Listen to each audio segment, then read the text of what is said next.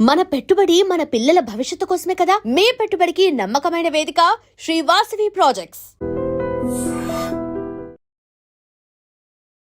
అసలు ఈ జ్యోతిష్యం అనేది ఎంతవరకు ఒక కీలక పాత్ర పోషిస్తుంది ప్రతి మనిషికి కూడా? జ్యోతిష్యం నమ్మాలా వద్దా అనేది పక్కన పెడితే సర్వం సంకనాగిపోయినా ఎవడు పట్టించుకోడు. కానీ వినాయక చవితి ముందు రోజు మాత్రం నిద్రలేస్తారు వీళ్ళందరూ. కొన్ని లక్షల మంది రోజు మందు తాగి సిగరెట్ తాగి వస్తుంటే ఎవరికే ఉండదు. కానీ ఖచ్చితంగా దీవాళి ముందు రోజు మనం కాల్చే క్రాకర్స్కి మాత్రమే వీళ్ళు విజృంభిస్తుంది. బ్యూటీ పార్లర్కి పోయినప్పుడు ఈ మంగళసూత్రాన్ని తీసి అట్లా పక్కకు పెడతారు. ఈ జ్యోతిష్యం గురించి విమర్శించే వాళ్ళ సంఖ్య ఎందుకు ఎక్కువైంది అంటే, అసలు హిందూ మతానికి థ్రెట్ ఎవరితోనుంది? హిందువులతోనే ఉంది. శుభమా అంటూ పెళ్లి చేసుకుంటే విడిపోమని చెప్తున్నాడు వేణుస్వామి అంటే దాన్ని శుభమా అని చెప్పరు నాయన. శాస్త్రాలు కానీ దైవత్వం కానీ తగ్గేదే లేదు, ముందుకెళ్తానే ఉంది. జాతకంలో ఈ దశలను బట్టే గానీ మనం తీసుకుంటున్న ఆహార అలవాట్లను బట్టి కాదంటారా? ఏం తినని వాళ్లకు కూడా క్యాన్సర్స్ వస్తాయి. అంతెందుకు, కరోనాలో మంచి మంచోళ్ళు చచ్చిపోయారు, తాగుబోతులు ఎవరు తావాలా? అవును అవును. దేవుడు అనేవాడు నీ జాతకాన్ని రాసిండు, నీ తలరాత రాయలే. ఈ మధ్య కాలంలో దశమహావిద్యల అమ్మవార్ల గురించి చాలా ఎక్కువగా వింటున్నాం. ఎవరు అసలు ఈ దశమహావిద్యలు, ఎందుకు ఆరాధించొద్దు అందరూ? సో దశమహావిద్యలు అనేవి ఇవాళ కొత్తవి కావు.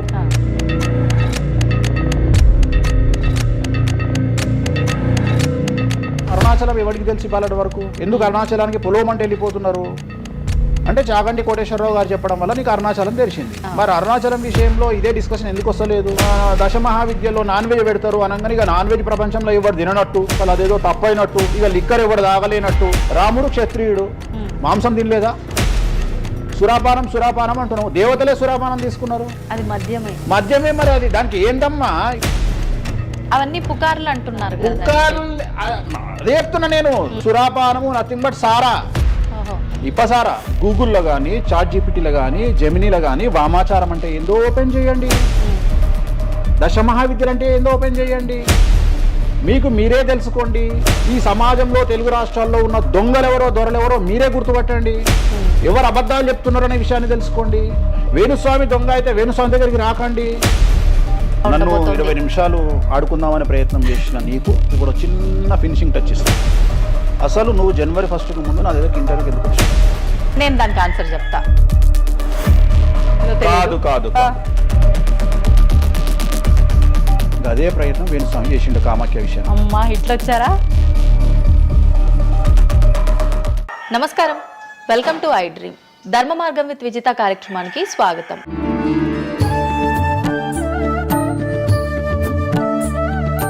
ప్రస్తుతం మనతో పాటు ఉన్నారు ప్రముఖ జ్యోతిష్యులు వేణుస్వామి గారు. ఇప్పుడు వారితో మాట్లాడి మరిన్ని విషయాలు తెలుసుకుందాం. ముఖ్యంగా మనకెన్నో సందేహాలు ఉంటూ ఉంటాయి, వాటి గురించి అడిగి తెలుసుకునే ప్రయత్నం చేద్దాం. నమస్కారం అండి. నమస్తే తల్లి. ఓం నమో వెంకటేశాయ. వెంకటాద్రి సంస్థానం బ్రహ్మాండే నాసికించిన వెంకటేశ సమోదేవో నా భూతో నా భవిష్యతి. గురుగారు, చాలా వరకు ప్రస్తుత రోజుల్లో జ్యోతిష్యాన్ని ఎక్కువగా నమ్ముతున్నారేమో అనిపిస్తూ ఉంటుంది. సేమ్ టైం మళ్ళీ జ్యోతిష్యం మూఢనమ్మకము అని చెప్పి కొట్టిపారేసే వాళ్ళు కూడా ఎక్కువైపోయారేమో అనిపిస్తుంది.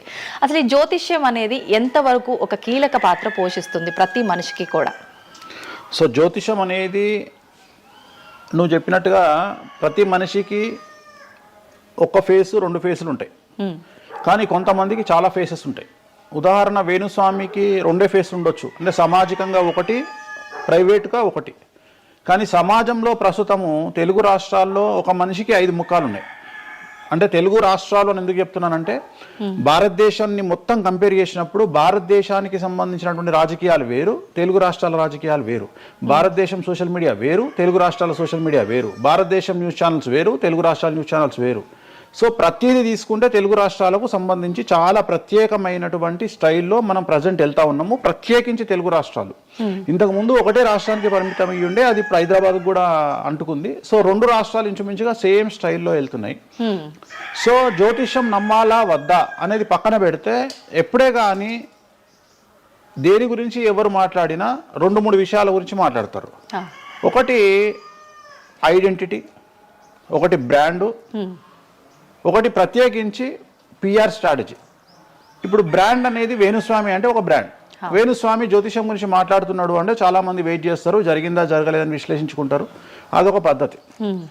వేణుస్వామిని విమర్శించే వాళ్ళు ఏం చేస్తారంటే వాళ్ళు ఐడెంటిటీ క్రైసిస్లో ఉంటారు.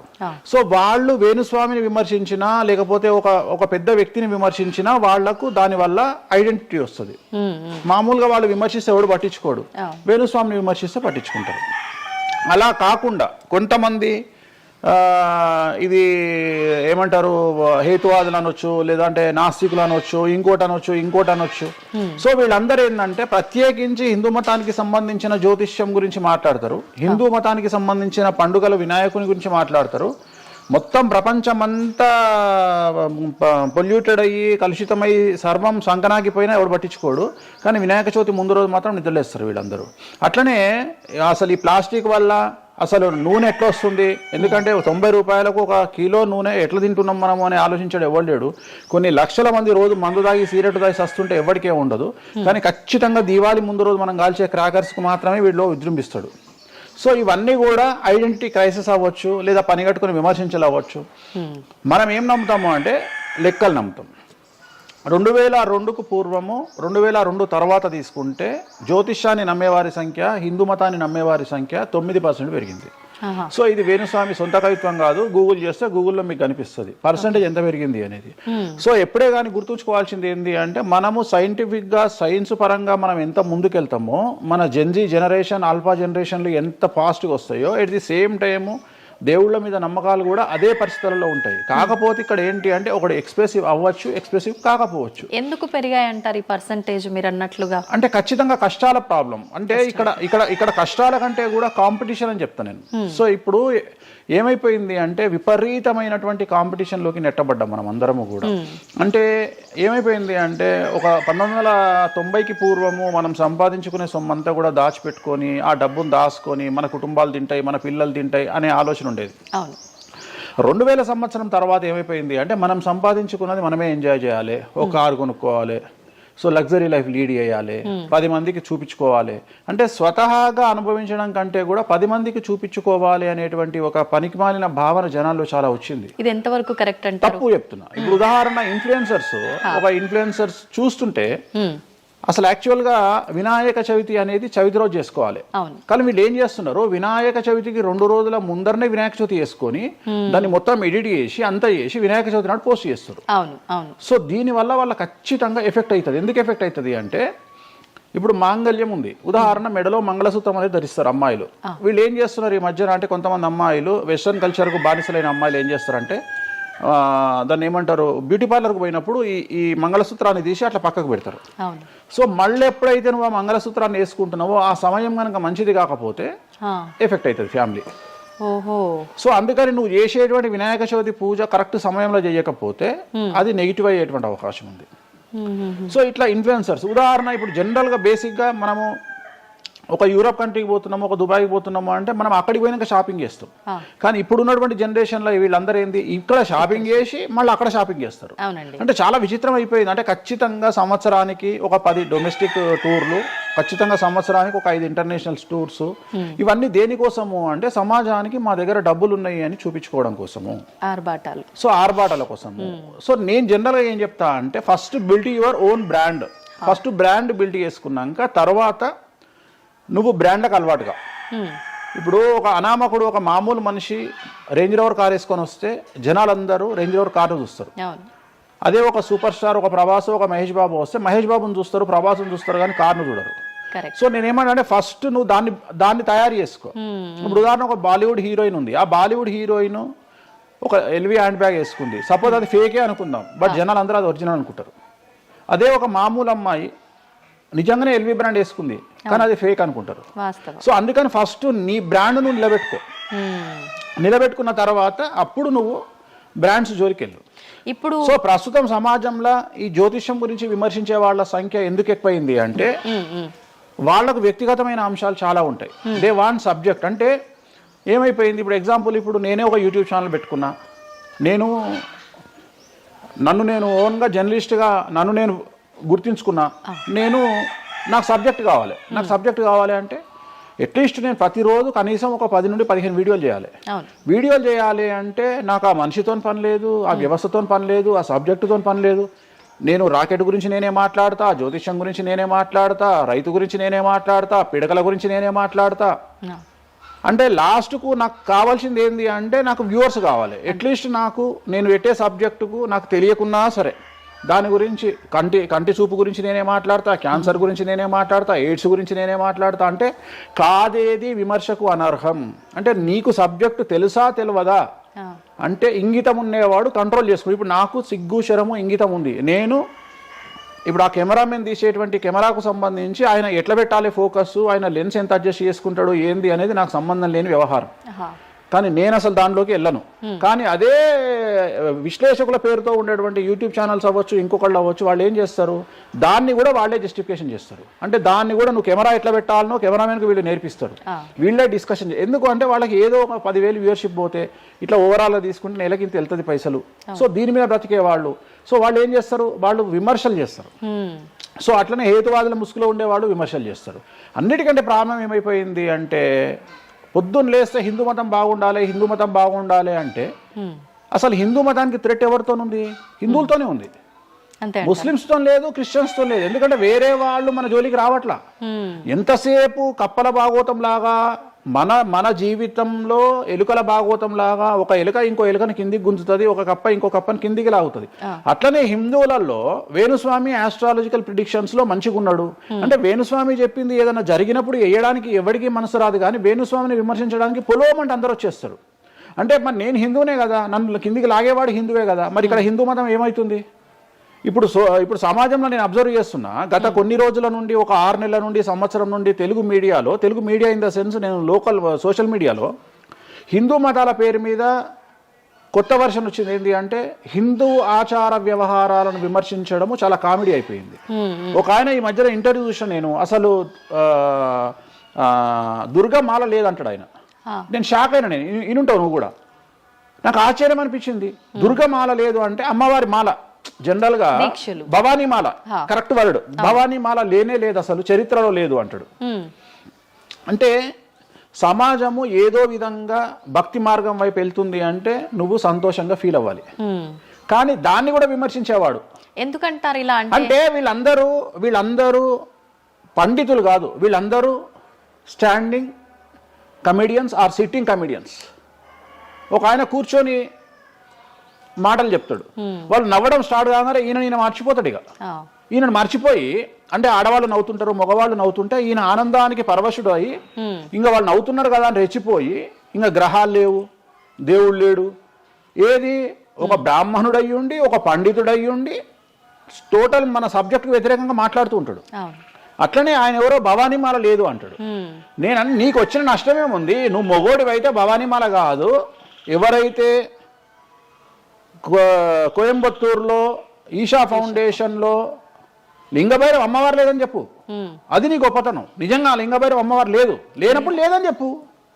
ఆమె క్రియేటెడ్ కాడు, చెప్పొచ్చు కదా లేదు అని. ఎందుకంటే అక్కడ భయం ఏంటంటే ఎవరు తంతడు అని. వీళ్ళ భయం అంటే ఏంటంటే ఎక్కడైతే ఎవడు వీళ్ళకి అడ్డు రాడో అక్కడికి వస్తారు. వీళ్ళకి ఒరిజినల్ సబ్జెక్ట్ మాట్లాడే దమ్ము లేదు. సో ఇదంతా ఎంత చేసినా నేను అల్టిమేట్గా చెప్పేది ఏంటంటే, జ్యోతిష్యానికి వ్యక్తిగతంగా నా దగ్గరకు వచ్చేవాళ్ళు నాకు జనాలకు చెప్పారుగా. ఇప్పుడు నేను ఒక మాట చెప్తా, ఇప్పుడు సీక్రెట్ మెయింటైన్ చేయాలనుకుంటారు ప్రతి ఒక్కడు, ప్రైవసీ మెయింటైన్ చేయాలనుకుంటారు. మామూలుగా హాస్పిటల్కి పోతేనే ఇవాళ ప్రైవసీ మెయింటైన్ చేయాలనుకుంటున్నారు. అది అట్లీస్ట్ తలకాయనొప్పికి పోయినా వాళ్ళు దే వాంట్ ప్రైవసీ. అంటే కారు డైరెక్ట్గా B1కి వెళ్ళిపోతుంది, పైకి వెళ్ళిపోతారు, డాక్టర్ని కలుస్తారు, వస్తారు. అట్లాంటిది వేణుస్వామి దగ్గరకు వచ్చి నేను ఎందుకు చెప్పాలనుకుంటున్నా, లేదంటే నేను ప్రజలకి చెప్పాలనుకుంటున్నా అనుకోరు కదా. ఎవరో ఒకళ్ళు వేణుస్వామి దగ్గరికి వెళ్ళినప్పుడు కొన్నిసార్లు కొన్ని వీడియోలు తీసినప్పుడు 100 మందిలో ఒక వీడియో తీసినప్పుడు ఆ వీడియో పోస్ట్ చేస్తాము, దానివల్ల నా దగ్గరకు వచ్చినట్టు తెలుస్తుంది. కానీ 99% నా దగ్గరకు వచ్చినట్టు తెలియదు. నా దగ్గరికే కాదు, జ్యోతిషం అనేది ఎక్స్ట్రీమ్గా జనాల్లోకి వెళ్తున్నది. ఎట్ ది సేమ్ టైం భక్తి అనేది జనాల్లోకి వెళ్తున్నది. దాన్ని భయం అంటమా భక్తి అంటమా పక్కన పెడితే ఈరోజు జనాలు ముక్కోటి కానీ ఇతరత్ర పండుగలు కానీ జనవరి 1 కానీ జనాలు విపరీతంగా దేవాలయాల్లో ఉంటున్నారు. అంటే జనాలకు దేవుడి మీద కానీ శాస్త్రాల మీద కానీ వచ్చినటువంటి నమ్మకము, ఈ నమ్మకాన్ని ఎవరో ఒకళ్ళు వచ్చి టీవీలో కూర్చొని చెప్పినంత మాత్రాన పోదు. సో ఇది జనాల్లోకి విపరీతంగా వెళ్తానే ఉంటుంది. జనాలు ఎప్పుడే కానీ ఎంత వెస్టర్న్ కల్చర్కి వెళ్ళినా నమ్మకము అనేది ఒకటి ఉంటుంది. మనల్ని నమ్మించేది, మనల్ని బ్రతికించేది నమ్మకము. ఈ నమ్మకం లేకపోతే మనకు జీవితం లేదు. సో ఈ జ్యోతిష్యము అనేది అంధకార బంధురంలో ఉండేటువంటి ఒక వ్యక్తిని బయటకు తీసుకురావడానికి, జరగబోయేటువంటి నష్టాన్ని చెప్పడానికి మాత్రమే పనికి వచ్చేటువంటి శాస్త్రము. అంతేగాని నువ్వు 50 ఏళ్లకు నరుకుతావు, 40 ఏళ్లకు కారు కొంటావు, ఈ సొల్లు పురాణం చెప్పాల్సిన పని లేదు. జరగబోయేటువంటి నష్టాన్ని గనక చెప్పగలిగితే జ్యోతిష్యము దాన్ని సరి చేసుకోవడంతో పాటు మానసికంగా స్ట్రాంగ్ అవ్వడానికి ఆ వ్యక్తికి చాలా చాలా చాలా ఉపయోగపడుతుంది. భార్యాభర్తలు తన్నుకొని చస్తారు, విడిపోతారు అని చెప్పడంలో ఉద్దేశము మీరు విడిపోండి అని కాదు. భార్యాభర్తల్లో అట్లీస్ట్ జనరేషన్ ను బట్టి ఈ రోజు భర్త అనేవాడు కాంప్రమైజ్ అయ్యి భార్య తిట్టినా పడి ఉంటాడు అని ఇక్కడ ఉద్దేశము. అంటే ఒకప్పుడు భార్యకు భర్తకు పెళ్లికి కనీసం 10 సంవత్సరాల గ్యాప్ ఉండేది. ఎందుకు అంటే భార్య అనే అమ్మాయి చిన్నపిల్లగా ఉంటే భర్త అనేవాడు ఒక కూతుర్ని చూసుకుంటాడు అనే ఉద్దేశంతో ఆ పెళ్లిళ్ళు చేసేవాళ్ళు. ఇవాళ ఏం చేస్తున్నారు, ఇద్దరికి 6 నెలలు తేడా ఉండదు. సో ఇద్దరు టెంపర్మెంట్ లో వెళ్తారు, ఇద్దరు గొడవలు పడతారు. సో ఈ కండిషన్ లో వాళ్ళిద్దరు విడిపోయేటువంటి తత్వం వైపు వెళ్తారు. కాబట్టి మొదలే మీ జాతకాలు బాగాలేవు, మీకు విడిపోయే అవకాశం ఉంది అంటే మిమ్మల్ని విడిపోమని చెప్పడం కాదు. ఇక్కడ మీరు జాగ్రత్తగా ఉండండి, కాంప్రమైజ్ కండి, ఈగోస్ పక్కన పెట్టండి, మీ పొసెసివ్నెస్ను పక్కన పెట్టండి. సో ఆర్థికపరమైనటువంటి అంశాల్లో క్యాలిక్యులేటెడ్గా ఉండండి, తన్నుకొని చావకండి, విడిపోకండి అని మొదలే వాళ్ళని హెచ్చరించడం అనేటువంటిది దీంట్లో భాగము. కానీ ఇవాళ ఏమంటున్నారు, శుభమా అంటూ పెళ్లి చేసుకుంటే విడిపోమని చెప్తున్నాడు వేణుస్వామి అంటే దాన్ని శుభమా అని చెప్పరు నాయన. ప్రతి ఒక్కళ్ళకి అదే చెప్తున్నారు. ఆ మాతకు వస్తే మీరు పొద్దున్న లేస్తే 100 పెళ్లిలలో 80 పెళ్లిళ్ళు డివోర్స్ అవుతున్నాయి. మరి దీని మీద మీరే కదా డిబేట్ పెడతారు. సో ఇదంతా ఏంటంటే ఒక వ్యక్తిని విమర్శించాలనుకున్నప్పుడు వాళ్ళు ఏదైనా తీసుకురావచ్చు. దాన్ని రామ అంటే దాన్ని చిన్న పదాలు మారిస్తే ఆ రామ అనేది ఒక బ్యాడ్ వర్డ్ అవుతుంది. సో దాన్ని ఎట్లంటే అట్లా చేసుకొని పోవచ్చు. కానీ ప్రస్తుతం దేశ కాలమాన పరిస్థితులలో జ్యోతిష్యం కానీ శాస్త్రాలు కానీ దైవత్వం కానీ తగ్గేదే లేదు, ముందుకెళ్తానే ఉంది. ఇప్పుడు ఒక మనిషి జననం దగ్గర నుంచి చనిపోయే వరకు జాతకం అనేది కొన్ని సందర్భాల్లో మాత్రమే చూడాలి అని చెప్పి ఒకప్పటి కాలంలో చెప్పేవారట. కానీ ఇప్పుడు మాత్రం పుట్టిన దగ్గర నుంచి ఎప్పుడు ఏ చిన్న సమస్య వచ్చినా జాతకం చూపించుకోవడము, అసలు ఇది మన సాంప్రదాయంలో లేనే లేదు అంటున్నారు. ఇది ఎంతవరకు వాస్తవం? నేను లాస్ట్ ఇయర్ ఒక హీరోకు ఒక బిడ్డ పుడితే నేను చెప్పినప్పుడు చాలా మంది మేధావులు వచ్చి నన్ను విమర్శించారు. చిన్న పాపకు జాతకం చెప్తారా ఎవడన్నా అని. నీకు తెలిసే ఉంటే కృష్ణదేవరాయల ఆస్థానం కానీ ఇతర రాజులు పెద్ద రాజుల ఆస్థానంలో కానీ ఆస్థాన సిద్ధాంతి అని ఉండేవాడు. వాళ్ళు ఏం చేసేవాళ్ళు అంటే రాణికి కూతురు పుట్టిన కొడుకు పుట్టిన వాళ్ళు వచ్చి మొత్తం లైఫ్కు సంబంధించిన జాతకాన్ని రాసేవాళ్ళు. పుట్టడంతోనే ఈ అసలు పుట్టిన రోజే రాసేవాళ్ళు. వీళ్ళు ఏమైతారు, ఈయన జీవితంలో ఏమైతాడు, దొంగ అవుతాడా, మంచోడు అవుతాడా, రాజు అవుతాడా, లంగ అవుతాడా, క్రికెటర్ అవుతాడా అంటే ఆ దేశకాలం మన ప్రశ్న బట్టి అప్పుడు. సో దాన్ని ఇప్పుడు కన్వర్షన్ చేసుకుంటే ఇప్పుడు మేము రాసే జాతకంలో ఇప్పుడు వీడు ఇంజనీర్ అవుతాడా, డాక్టర్ అవుతాడా, ఎంటర్ప్రెన్యూర్ అవుతాడా, ఉద్యోగస్తుడు అవుతాడా. సో ఇవన్నీ అంచనా వేగ ఒక మనిషి పుట్టినప్పటి నుండి లగ్నాన్ని బేస్ చేసుకొని 1వ నెంబరు అంటే లగ్నము నుండి 12వ నెంబరు అంటే వ్యయము 1 నుండి 12 గడులను కనుక తీసుకొని రాస్తే ఆ మనిషి ఎప్పుడు పుట్టి ఏమేం చేస్తాడు, ఎప్పుడు చనిపోతాడు అనేది వెరీ క్లియర్గా మెన్షన్ చేయవచ్చు. సో ప్రతి రోజు జాతకాన్ని వేసుకోవచ్చు, ప్రతి నెల జాతకాన్ని వేసుకోవచ్చు. గోచారము గ్రహచారము అని 2 ఉంటాయి. గోచారము అంటే ప్రస్తుతం జరిగేటువంటి గ్రహాల యొక్క గమనం ఏ విధంగా ఉంది అని తెలియజేసేది గోచారము. గ్రహచారము అంటే పుట్టినప్పుడు దాన్ని బేస్ చేసుకొని రాసేది గ్రహచారము. జనరల్ గా తెలుగు రాష్ట్రాల్లో చాంద్రమానాన్ని మాత్రమే బేస్ చేసుకొని జాతకాలు రాస్తారు. కానీ వేణుస్వామి ఒక్కడే చాంద్రమానము, సౌరమానము, బార్హస్పత్యమానము అనే 3 విభాగాలను బేస్ చేసుకొని జాతకాలు రాస్తాడు. చాంద్రమానము అంటే చంద్రుడిని బేస్ చేసుకొని రోజున్నర పాటు చంద్రుడు ఒక రాశిలో ఉండేదాన్ని చాంద్రమానము అంటారు. ఇది మన దక్షిణ భారతదేశంలో వాడతాము. సౌరమానము అంటే సూర్యుడు, రవి ఒక నెలలో ఒక రాశిలో ఉంటాడు, దాన్నే మనం సౌరమానము అంటాము. అలాగే బార్హస్పత్యమానము అంటే బృహస్పతిమానము, సంవత్సరం పాటు గురువు ఒక రాశిలో ఉండేదాన్ని బార్హస్పత్యమానము అంటాము. మనము పుట్టినప్పటి నుండి కనీసము నాకు తెలిసి గత 1000 సంవత్సరాలు లేనటువంటి చరిత్ర ఈ సంవత్సరము 2026లో మనం చూడబోతా ఉన్నాము. గురువు ఒకే సమయములో 6 నెలల్లో 3 రాశుల్లోకి ప్రవేశిస్తా ఉన్నాడు. అంటే జనరల్ అరుదు కాదు, అసలు మనం ఎప్పుడు చూడలే. అందుకనే ఈ సంవత్సరం చాలా పెను సంచలనాలు ఉంటాయి. 2026లో గురువు మిథునం, కర్కాటకం, సింహం 3 రాశుల్లోకి వచ్చి మళ్ళీ రివర్స్ వస్తున్నాడు కర్కాటకానికి. సో చాలా విచిత్రమైనటువంటి ఒక గమనాన్నిగా మనం చూడాల్సి వస్తుంది. ఇది చాలా పెను సంచలనము. పెను సంచలనాలకు అంటే సృష్టిలోనే ఒక విచిత్రమైనటువంటి అనుభూతిని మనం పొందబోతా ఉన్నాము, మంచి చెడులు పక్కన పెడితే. సో ఇలాంటి పరిస్థితి నుండి జాతకాలను విశ్లేషించడము ఇవన్నీ కూడా నడుస్తాయి. ఇప్పుడు కొన్నిసార్లు మనిషి కొన్ని సందర్భాల్లో ఇబ్బంది వచ్చినప్పుడు నా తలరా తింటే భగవంతుడు ఇంకా రాసేశాడు, నేనేం మార్చలేను అంటుంటారు. కొన్నిసార్లు భగవంతుడిని పక్కన పెట్టి, తలరాతను పక్కన పెట్టి మనం గట్టిగా ఒకటి అనుకుంటే అయిపోతుంది అని అంటూ ఉంటారు. మీరు ముందుగానే ఒక శిశువు జననం అయినప్పుడే వాళ్ళ మొత్తం లైఫ్కి సంబంధించిన జాతకం ఇవ్వగలుగుతాము అన్నారు. మరి ఇప్పుడు మధ్యలో ఇప్పుడు చెప్తున్న వాళ్ళ విధానాలను బట్టి మనం అనుకుంటే అయిపోతుంది, ఏదైనా మనం ప్రయత్నం చేస్తే మారుతుంది, భగవంతుడు దాన్ని మార్చేస్తాడు కొన్ని ప్రయత్నాల వల్ల అంటారు. ఈ రెండిట్లో అసలు దేన్ని నమ్మాలంటారు? ఇప్పుడు భగవంతుడు రాసినాడు, మన జాతకము మారదు, మన తలరాత మారదు అని అనుకుంటే అలాంటి వాళ్ళందరినీ మనం చేయాల్సింది ఏంటంటే, వాళ్ళకి ఎవరికైనా హార్ట్ అటాక్ రాగానే వాళ్ళని అట్లనే బెడ్ మీద కూర్చోబెట్టి ఎదురుగా ఫోటో పెట్టి దేవుని మొక్కుమని చెప్పాలి. హాస్పిటల్కి ఎవరిని పంపించొద్దు. ఎందుకంటే తలరాత కదా, భగవంతుడు రాసేసిండు కదా. మరి ఎందుకు మరి అనవసరంగా అంబులెన్స్కి ఫోన్ చేయడము, హాస్పిటల్కి వెళ్ళడం ఎందుకు? పనిలేని పని కదా. అంటే నీ ప్రయత్నము, హార్ట్ అటాక్ వచ్చినా కానీ నిన్ను తీసుకుపోయి హాస్పిటల్లో అడ్మిట్ చేస్తున్నారు.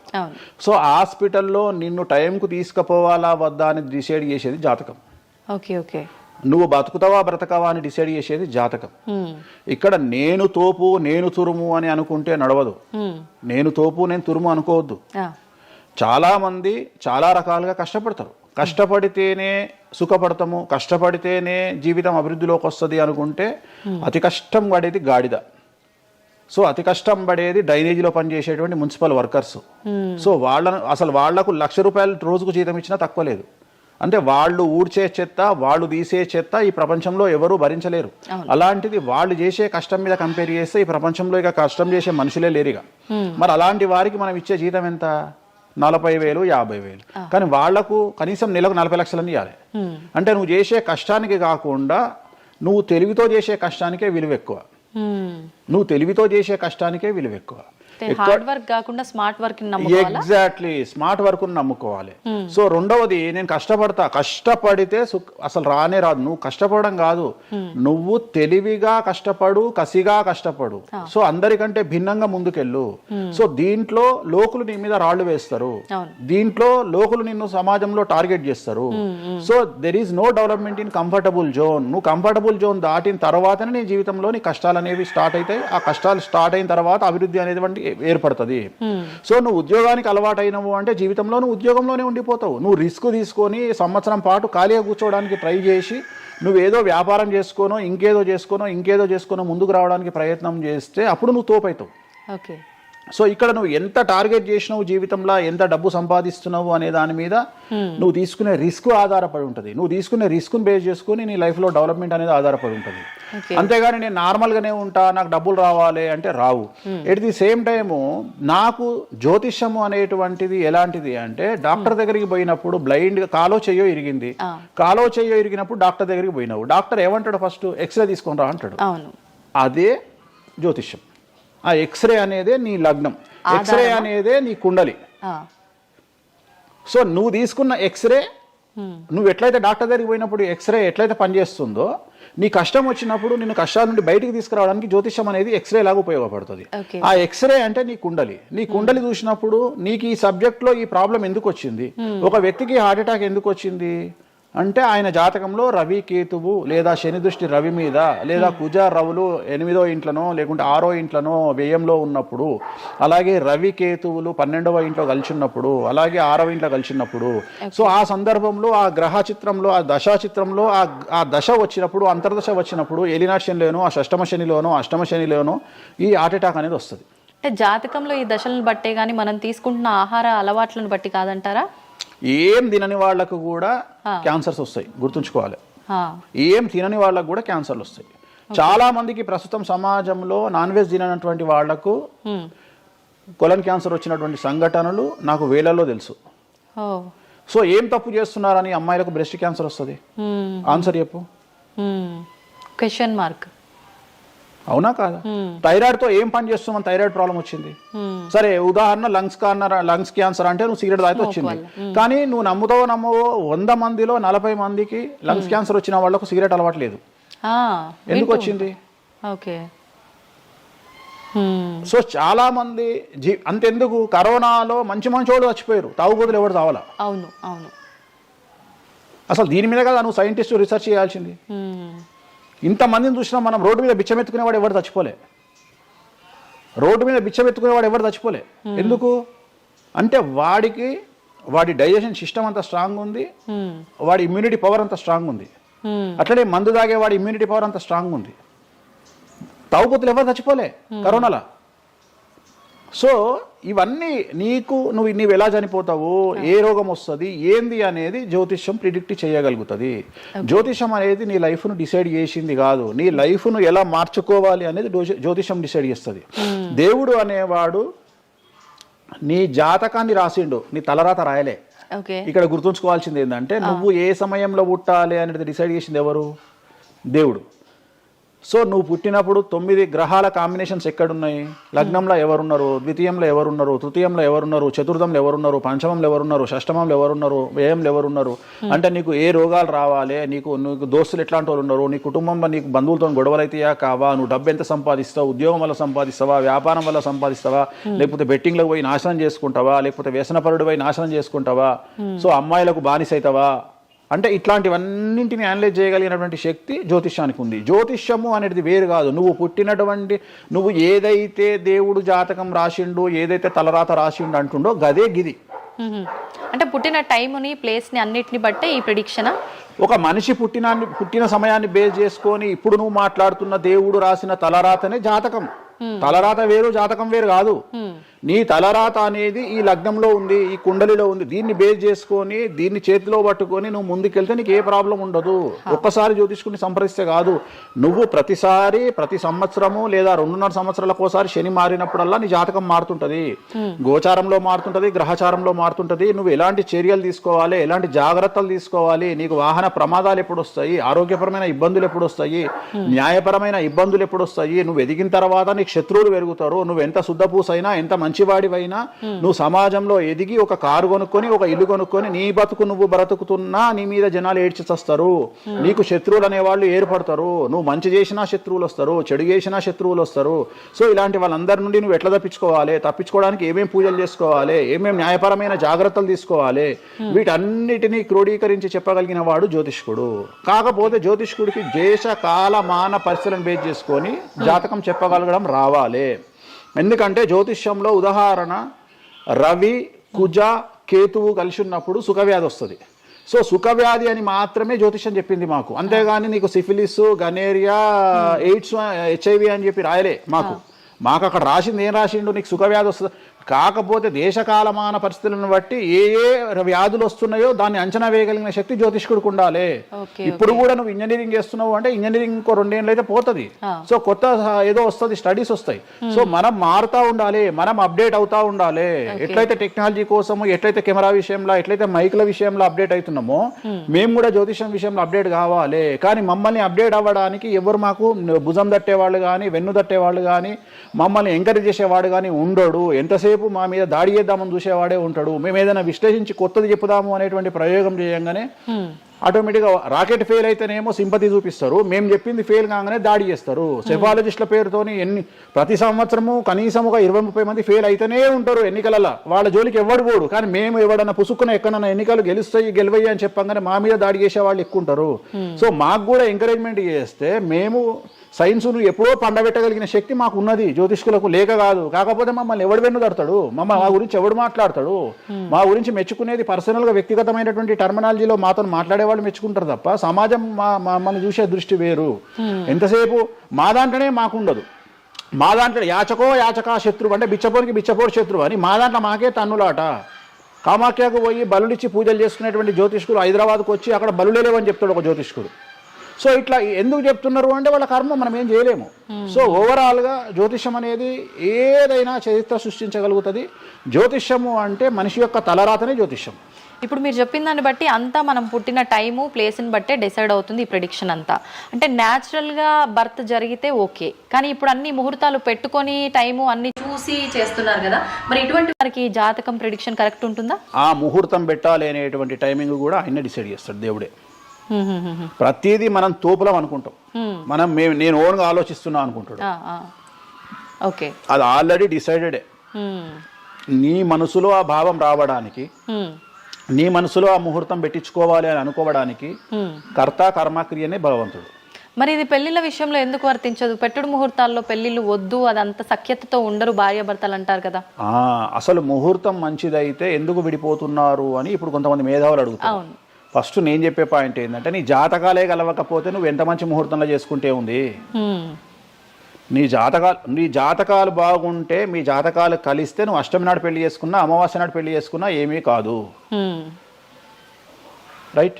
సో నేను మాట్లాడే విషయం ఏంటంటే, నీ అబ్బాయి అమ్మాయి జాతకాలు బాగా కుదిరినప్పుడు వాళ్ళ లైఫ్ ఎక్కడో ఉంటుంది. చాలామంది there is calculated love, calculated relation. అమ్మాయి ఏమనుకుంటుంది, నేను నెలకు 1,50,000 సంపాదిస్తున్నా, నాకు ఖచ్చితంగా 2 లక్షలు సంపాదించే అబ్బాయి కావాలి అనుకుంటుంది. కానీ నన్ను జీవితంలో బాగా చూసుకునే అబ్బాయి కావాలి, నేను కాంప్రమైజ్ అవుతా, నీకు 1,00,000 వస్తుందా, నేను 1,50,000 సంపాదిస్తా, ఇద్దరం కలిసి 2.5 లక్షలతో బతుకుతాము అని ఏ అమ్మాయి అనుకోదు. సో ప్రతి ఒక్కడి క్యాలిక్యులేషన్ ఇదే. అలాగే అబ్బాయి ఏమనుకుంటాడు, నాకు 2 లక్షలు వస్తుంది కానీ నాకు చాలా అందమైన అమ్మాయి కావాలి అనుకుంటాడు. సో ఇక్కడ ఉన్న డిమాండ్కు తగ్గట్టు సప్లై లేదాడు. సో అప్పుడు ప్రాబ్లం ఏమవుతుంది, ఫైటింగ్. అప్పుడు ఏమవుతుంది అంటే కాంప్రమైజ్ అనేది స్టార్ట్ అవుతుంది. అంటే జ్యోతిష్యుడు జాతకాలు బాగాలేవు అని చెప్పినా ఇనే పరిస్థితులలో వీళ్ళు ఉండరు. రెండవది, జ్యోతిష్కులు కూడా ఏం చేస్తారంటే సాధ్యమైనంత వరకు ముక్కుసూటిగా ఆన్సర్ చెప్పకుండా, కుజదోషం ఉంది, 7వ ఇంట్లో కుజుడున్నాడు, 7వ ఇంట్లో శని కుజులు కలిసి ఉన్నారు, సో చాలా ప్రాబ్లం అవుతుంది. లేదా 7వ ఇంట్లో చంద్రుడు కుజుడు కలిసి ఉన్నారు, సో పిల్లవాడి తల్లి వల్ల సమస్యలు వస్తాయి, లేదా పిల్ల తల్లి వల్ల సమస్యలు వస్తాయి అని వీడు డైరెక్ట్గా అమ్మాయికో అబ్బాయికో చెప్పడు. లేదు మీ ఇద్దరికి సంతాన యోగం లేదు అని చెప్పడు. ఉదాహరణ 9:5 అయింది, ఇద్దరిది అమ్మాయిది అబ్బాయిది, సంతాన యోగం ఉండదు, షష్టాష్టకాలు అయినాయి. వీడేమంటాడు, షష్టాష్టకాలలో శుభ షష్టాష్టకాలు అంటాడు. అంటే విషయంలో మంచి విషయం ఉంటుందా? ఉండదు కదా. శుభ షష్టాష్టకాలు ఎక్కడి నుండి వచ్చినాయి? నువ్వు చెప్పేదే విషం అంటున్నావు, విషం అనుకుంటూ మంచి విషయం అంటున్నావు మళ్ళా. సో మంచి విషయం ఎక్కడ నుండి ఉంటుంది? ఉండదు. విషయం వేసుకుంటే చస్తాడు. అట్లనే షష్టాష్టకాలంటే ప్రాబ్లం స్టార్ట్ అవుతుంది. అట్లనే 9:5 ఏకనాడి, వర్ణదోషము, యోని దోషము, ఇట్లా చాలా రకాల దోషాలు ఉంటాయి. సో ఈ దోషాలను ఏం చేస్తారంటే, ఈ దోషాలను ఎదుటి వ్యక్తికి నిజాయితీగా చెప్పడం మానేసి సాధ్యమైనంత వరకు వీళ్ళు పెళ్లి చేసుకోవాలి అనే ఇంటెన్షనల్ గా పాజిటివ్ వేలో వెళ్తాడు. రెండవది ఏంటంటే, ఆల్రెడీ వీళ్ళు ఏం చేస్తారు, మేమిద్దరం ఫిక్స్ అయినాము, మేము పెళ్లి చేసుకుంటాము అని డిసైడ్ చేసుకొని వస్తారు అక్కడికి. అప్పుడు వాడు ఇవన్నీ చెప్పి వాళ్ళ మనసును విరగొడతాడా? విరగొట్టాడు. జనరల్గా ప్రపంచంలో ఏ అమ్మాయి తండ్రి కానీ ఏ అబ్బాయి తండ్రి కానీ తన బిడ్డనో తన కూతురో తన అల్లుడో నాశనం కావాలి అని కోరుకోరు. కానీ చెప్పగలిగినటువంటి పరిస్థితుల్లో ఎవరు ఉండాలి? జ్యోతిష్కుడు ఉండాలి. సో అది నేను చేస్తున్న ప్రస్తుతం కలియుగంలో. వేరే వాళ్ళు ఎవరు చేయట్లేదు ఆ విధంగా. ఎందుకంటే రేపొద్దున కలిసి ఉండకపోతే 2 కుటుంబాలు బాధపడతాయి, సమాజంలో చెడ్డ పేరు వస్తుంది, వీళ్ళ లైఫ్ స్పాయిల్ అయిపోతుంది.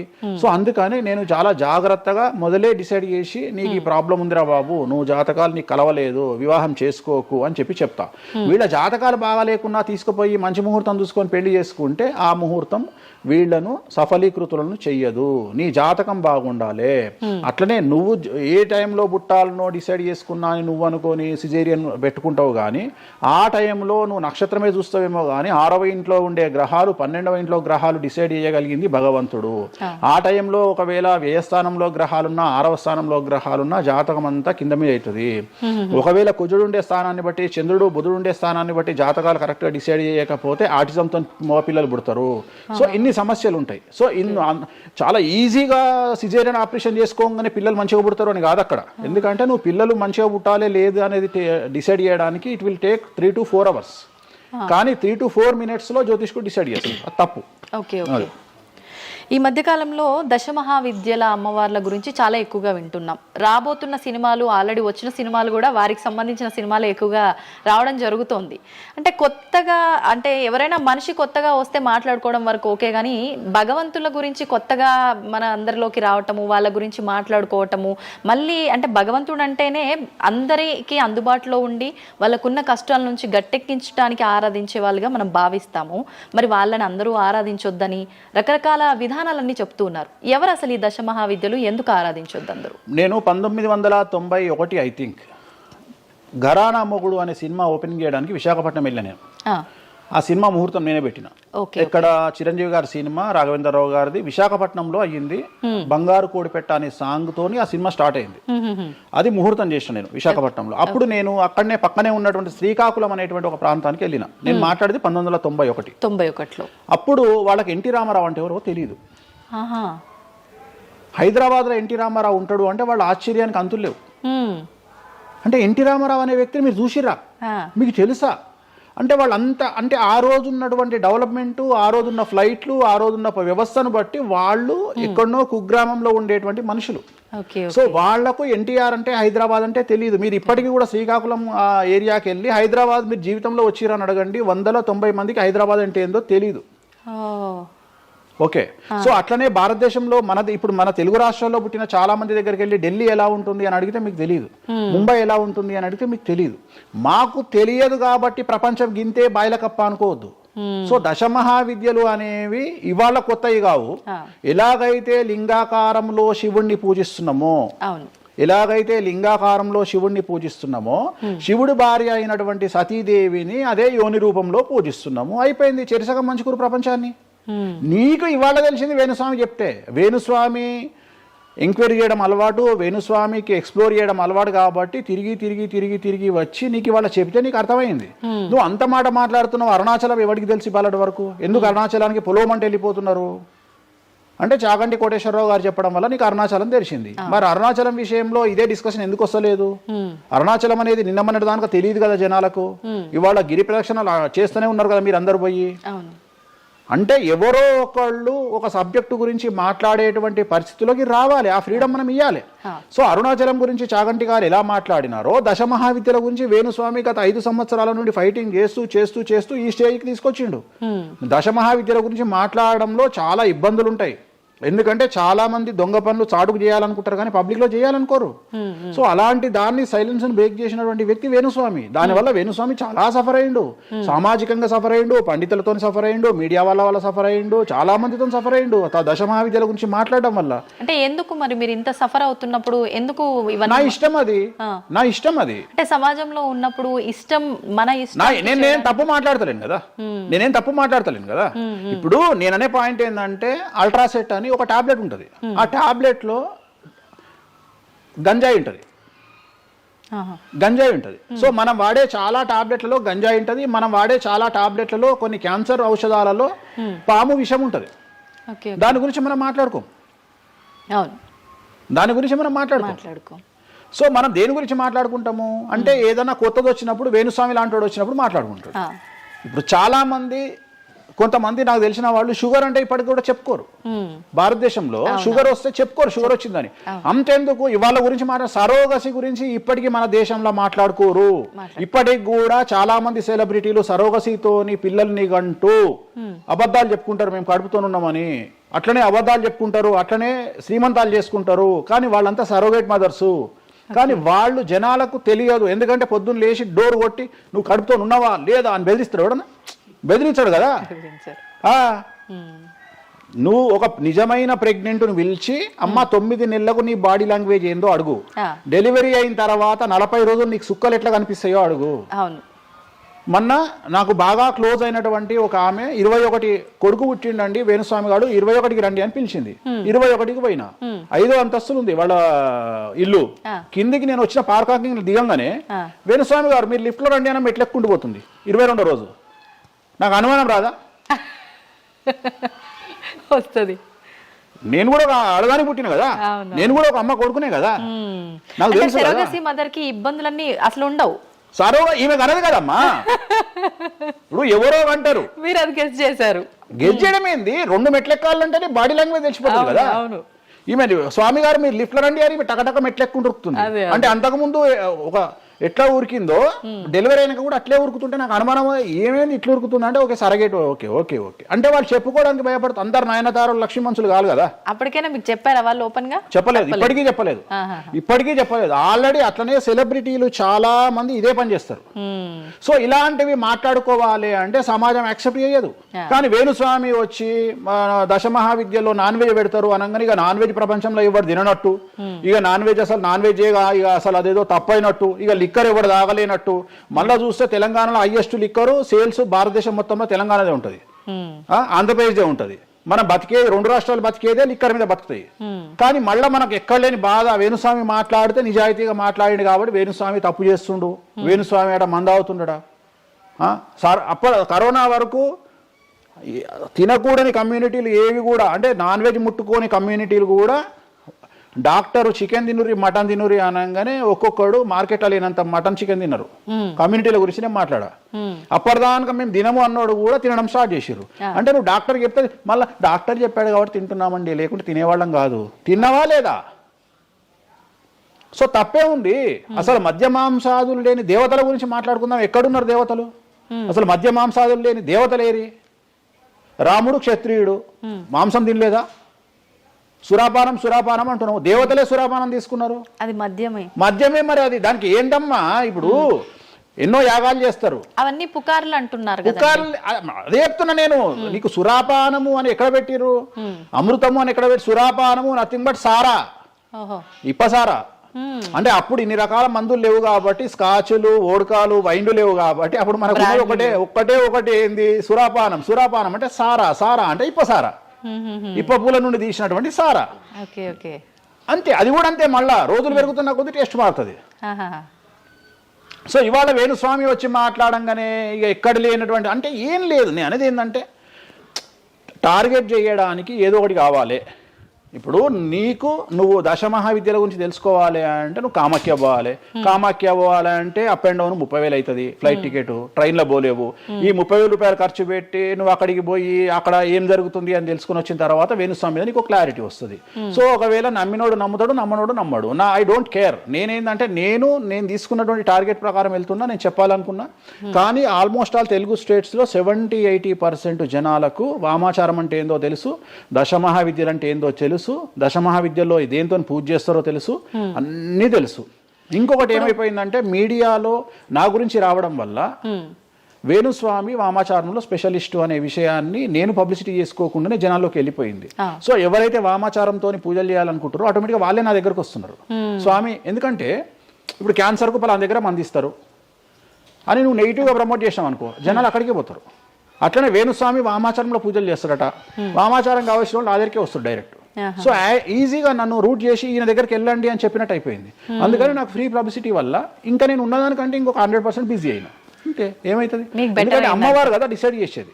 నేనేమనుకుంటా అంటే అమ్మవారు డిసైడ్ చేస్తుంది, అమ్మవారే డిసైడ్ చేస్తుంది. ఇప్పుడు నేను ఏదైనా హిందూ మతానికి, హిందూ శాస్త్రానికి, వామాచార విధానానికి, తంత్ర మార్గానికి, అమ్మవార్లకు వ్యతిరేకంగా నేను ఏం చేసినా అమ్మవారు నన్ను సర్వనాశనం చేస్తుంది.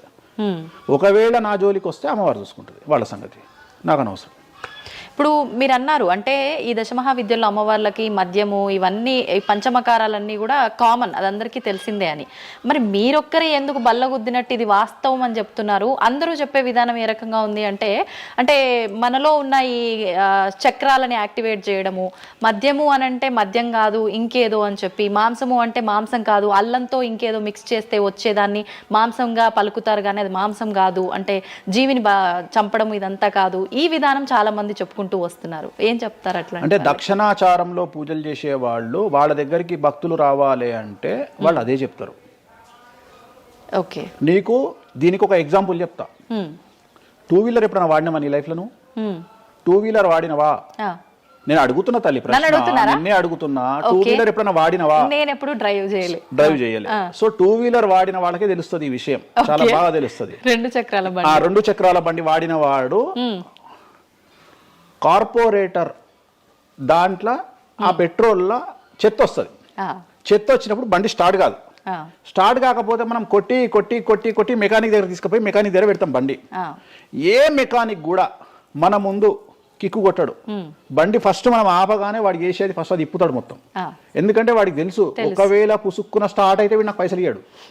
అందుకని ఏం చేస్తాడంటే దాన్ని కిక్కు కొట్టకుండా మొత్తం డప్పనిప్పి కార్పొరేటర్ క్లీన్ చేసి పైపు తీసి మొత్తం పెట్రోల్ ఇట్లా చూసి అంతా పెట్టి చేసినాక ఒక కిక్కు కొట్టగానే కుయ్యి అని స్టార్ట్ అవుతుంది.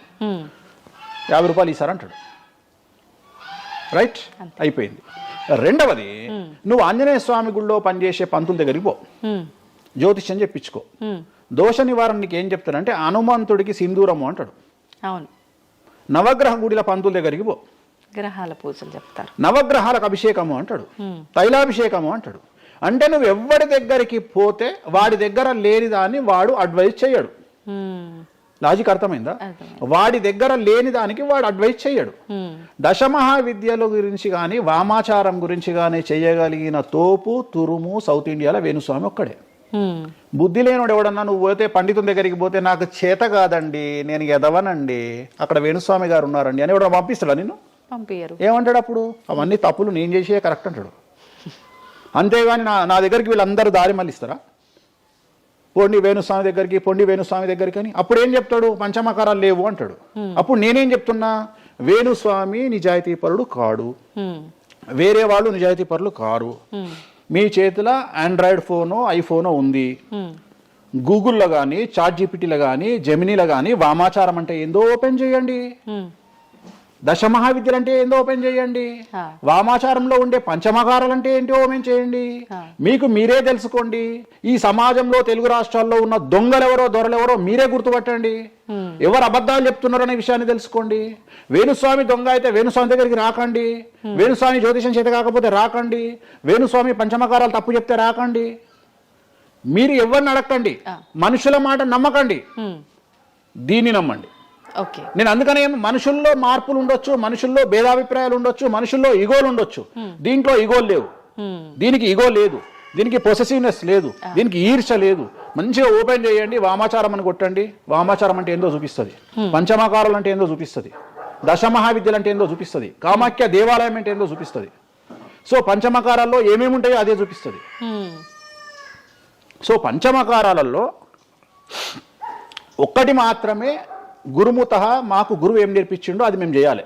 మిగిలిన 4 మైథునం, మిగిలిన 4 ఫిజికల్గా పెట్టాల్సిందే. సాత్విక దేవతలు అంటే గణపతి, సరస్వతి, వెంకటేశ్వర స్వామి, చండి, వీళ్ళంతా సాత్విక దేవతలు. మేము దశమహావిద్యలకు వచ్చేటప్పటికి ఉగ్రదేవతలు. ఉగ్రదేవతలకు ఎప్పుడు కానీ డైరెక్ట్గా నువ్వు ఏమైతే సబ్జెక్ట్లో ఉన్నాయో అవి పెట్టాల్సిందే. సో ఉగ్రదేవత విషయంలో కాంప్రమైజ్ అనేది లేదు. ఉగ్రదేవతలకు నువ్వు ఖచ్చితంగా సాటిస్ఫై చేయాల్సిందే. నాకు అర్థం కాని విషయం ఏంటంటే తెలంగాణలో ఆషాఢ మాసంలో బోనాల విషయంలో జరిగే తంతునే నేను కొత్తగా చేస్తలేను, అదే తంతు నేను చేస్తున్నా. మీకు అక్కడ లేని సమస్య ఇక్కడ ఎందుకు వస్తుంది నాకు అర్థమైతలేదు. కానీ అక్కడ బలి అండ్ పానకం, కళ్ళు, ఈ 2 సాకపోయటం మాత్రమే ఉన్నాయి. పంచమకారాలు ఏం లేవు కదా. మత్స్యం అంటే ఏంది? చేపతో ఏం కుంపలు మునిగినాయి. కానీ మీరు అన్నట్టుగా చూస్తే ఇక్కడ పంచమకారము, ఇక్కడ మాత్రం పంచమకారం కాదు కాబట్టి విమర్శిస్తున్నారేమో. అవునమ్మా, ఇప్పుడు ముద్ర అనేది అది ముద్ర తంతే కదా, క్రియనే కదా. తంత్ర మార్గంలో ముద్ర అనేది ఒక వ్యవస్థ. మత్స్యము అంటే చేపనే కదా. నువ్వు కొత్తగా పెట్టేది ఏముందాడా? మటను, మద్యము, మత్స్యము, ఇంకొకటి ఎక్కువ వస్తుంది నీకు, అంతే అంతే కదా నువ్వు పెట్టేది. కానీ అది కూడా ప్రాంతాన్ని బట్టి చేయాల్సిన విధానము. దాన్ని తీసుకొచ్చి ఇక్కడ మాట్లాడేది ఏంది, ఎందుకు మాట్లాడాలి అని అంటున్నారు కదా. సో ఇప్పుడు ఒక ప్రాంతానికే దేవత పరిమితం అయితే అట్లా అని కాదు, కొంతమంది ప్రాంతానికి పరిమితమై ఉంటారు, కొంతమంది గ్రామానికి పరిమితమై ఉంటారు, అలా ఉంటూ ఉంటారు కదా. మరి అక్కడ కామాఖ్య దగ్గరే చేయాలి, కామాఖ్య దగ్గరే మాట్లాడాలి, ఆ పూజలు తీసుకొచ్చి ఇక్కడ చేయడం ఎందుకు? ఇక్కడ నేనేం చేయలేదే అనే వాళ్ళు ఉన్నారు. అవునమ్మా, అదే చెప్తున్నా. వాళ్ళు ఎందుకు అంటున్నారు అంటే వాళ్ళకి పొట్టబోతుంది కదా, వాళ్ళ కూడు దగ్గర నోటి దగ్గర కూడిపోతుంది కదా, మస్తుగా మాట్లాడతారు. ఇది ఏమైతుంది? నేను ఒక లాజిక్ చెప్తా. ఇప్పుడు నీకు ఒక షాపు నడుస్తుంది, బుక్ స్టాల్ అంటే, ఎదురుగా ఇంకో బుక్ స్టాల్ పెట్టినప్పుడు ఆటోమేటిక్గా వీటి దెబ్బతింటాడు. నేను ఒక కొత్త మార్గం ఎంచుకున్నా, ఈ కొత్త మార్గం ఎంచుకోవడానికి దమ్ము ధైర్యం కావాలి. నా వేలో నేను వెళ్తున్నా. నన్ను విమర్శించడానికి చాలా మంది వస్తారు. కారణం ఏంటి అంటే వేణుస్వామి ఒక్కడే, వేణుస్వామి ఒక్కడే. కానీ 99 మంది పాజిటివ్ దక్షిణాచారంలో వెళ్తే వేణుస్వామి ఒకడే వామాచారంలో వెళ్తున్నాడు. వీళ్ళకి నేను అందరికీ కాంపిటీటర్గా వీళ్ళు భావిస్తున్నారు. నేనేమంటున్నా అంటే సార్ నీకు నేను కాంపిటీటరే కాదు, ఎందుకంటే మీరందరూ సౌందర్య మన ఆమె పేరు ఇంకో సాయి ఏమో హీరోయిన్ పేరు ఏదో ఉంటుంది కదా, సాయి పల్లవి. సో మీరంతా సాయి పల్లవి సౌందర్య టైపు, నేను సన్నీ లియోన్ టైపు. నన్ను వదిలేయండి, నన్ను వదిలేయండి. నాకు మీకు కాంపిటీషన్ లేదు. నేను బికినీ మీద తిరుగుతా, నేను అన్ని వదిలేసుకున్నా. నా మొలదారం కూడా తీసి పక్కకు పెట్టిన. అంటే నాకు బట్టలు ఇప్పే అవకాశం మీకు ఇయ్యట్లా, మొత్తం ఇప్పేసుకున్నా నేను ఆల్రెడీ. మీరు ఇప్పుదామంటే ఏం లేవు నా దగ్గర చివరికి నా అండర్వేర్తో సహా నా మొలదారంతో సహా ఇప్పుకున్నా. ఇంకేం లేవు మీరు ఇప్పడానికి. సో మీ పని మీరు చేసుకోండి, మీరు సాత్విక దేవతలను ఆరాధించుకోండి, మీరు ఏం చేసుకోండి. వీళ్ళంతా ఏ కాన్సెప్ట్ అంటే సువర్ణ పుష్పార్థం అక్షదాం సమర్పయామి అంటే సువర్ణ పుష్పం అనుకొని అక్షతలేనైనా మీరు అదే బ్యాచ్. మంద అనుకొని మటన్ అయినా, మాంసం అనుకొని మటన్ అయినా, మంద అనుకొని స్కాచ్ పోయినైనా నాది ఆ బ్యాచ్. నా బ్యాచ్ నాదే. నేను జెన్యూన్గా ఏం కావాలనో అమ్మవారికి అదే ఇస్తా. చాలామంది శాస్త్రంలో వారాహి అమ్మవారికి ఎరుపు రంగు అన్నము నైవేద్యంగా పెట్టమని చెప్పారు. ఇక మన మేధావులు ఇంత కుంకుమ తీసుకొని అన్నంలో కలిపి ఇక ఫీల్ అవుతుంటాడు, ఇక వాడికి రక్తం కలిపినట్టే ఇక తీసుకొచ్చి పెడతాడు. అంటే నువ్వు అమ్మవారిని పిచ్చిదాన్ని చేస్తావా? శాస్త్రం ఏం చెప్పింది, నువ్వేం చేస్తున్నావు అంటే చెక్ చేసుకోమని చెప్పి ఇవి చెప్ప చేత కాదు ఎవరికి. శాస్త్రం ఏం చెప్పింది, వారాహి అమ్మవారికి ఎరుపు రంగులో అన్నం పెట్టమని చెప్పింది. నువ్వేం చేస్తున్నావు, అమ్మవారిని మోసం చేసి కుంకుమతో అన్నం పెడుతున్నావు. ఆ కుంకుమ కూడా ఒరిజినల్ కాదు, డూప్లికేట్ కుంకుమ. సో అక్కడ ఏం పెట్టాలనో నాకు తెలుసు, నువ్వు వాటి పెడతలేవు. అమ్మవారు నిన్నెందుకు రా అనుగ్రహిస్తుంది, అమ్మవారిని నిన్ను ఎందుకు అనుగ్రహించాలి అంటే నువ్వు అమ్మవారిని మోసం చేసే మొనగానివి కదా, మోనార్కు కదా నువ్వు. నేను మోసం చేయ అమ్మవారిని. రెండవది, నన్ను నమ్మితే నా దగ్గరికి రమ్మంటున్నా. నా మాట వినకండి, వాళ్ళ మాటనే వినండి, ఈ శుద్ధపూసల మాటనే వినండి, నా మాట వినకండి. ఫస్ట్ మీరు నన్ను మెచ్చుకున్న వీడియో దయచేసి చూడకండి. నన్ను యాంకర్లు బట్టలిప్పాలి అని ప్రయత్నం చేసిన వీడియోలు చూడండి. నన్ను చాలా వరకు అంటే ఈయన ఏదో దొరకబట్టి విని ఆ ఉన్న లాస్ట్కు నాది ఆ ముల్లారం కూడా ఇప్పేసిన, ఇంకేమైనా ఉన్నాయేమో బాడీలో గుంజుదామో అని ప్రయత్నం చేసే యాంకర్ల వీడియోలు చూడండి. నా గురించి నెగిటివ్ పెట్టిన వీడియోలో చూడండి. మీకు నా మీద చివరిగా నమ్మకం కలిగి ఈయన దగ్గర విషయం ఉందంటే రండి, లేకుంటే రాకండి. ఇంకొక విషయం అంటే మీరు ఇంత ధైర్యంగా దర్జాగా ఒక సవాల్ విసిరినట్టుగా మాట్లాడుతున్నారు వీడియోలో మాట్లాడినప్పుడు. మరి మీరు చెప్పినవన్నీ అంటే వేణుస్వామి చెప్పినవన్నీ వాస్తవాలైతే, శాస్త్రంలో ఉంది నేను చూపిస్తానే అతనైతే ఎంతసేపు ఉన్నా ఆయన పర్సనల్ వీడియోలో చెప్పడము, వేరే యాంకర్ల దగ్గర చెప్పడం తప్ప డిబేట్లకు ఎందుకు రారు, వచ్చి మాతో వాదించవచ్చు కదా, ప్రూవ్ చేయొచ్చు కదా అని చాలా మీరు రెడీనా? డిబేట్లకు రాను. ఎందుకని? కానీ మనం అగ్రిమెంట్ పేపర్లు రాసుకుందాం. నీ ద్వారా చెప్తున్నా నువ్వు కామాఖ్యకు నేను తీసుకుపోతా. నేను చెప్పిన దాంట్లో కామాఖ్యలో ఏది జరగకపోయినా నా దుకాణం పని చేసుకుంటా. నా ప్రాపర్టీ మొత్తం రాసి చేసి నేను నా ఫ్యామిలీతో సహా దేశం వదిలిపెట్టి వెళ్ళిపోతా, లేదు స్టేట్ వదిలిపెట్టి వెళ్ళిపోతా. అన్ని వాస్తవం అని మీరు ప్రూవ్ చేస్తారు. అక్కడ అక్కడికి నేను ప్రూవ్ చేసిన అవసరం లేదమ్మా. నీకే ₹1,00,000 ఇస్తా, పోయి చూసుకొని రాదు కెమెరాలో. ఓకే, దీనికి ఎందుకు డిబేట్ ఎందుకు? నువ్వే పోయిరా, నీకు నేను డబ్బులు ఇస్తా, ₹1,00,000 ఇస్తా, పోయిరా.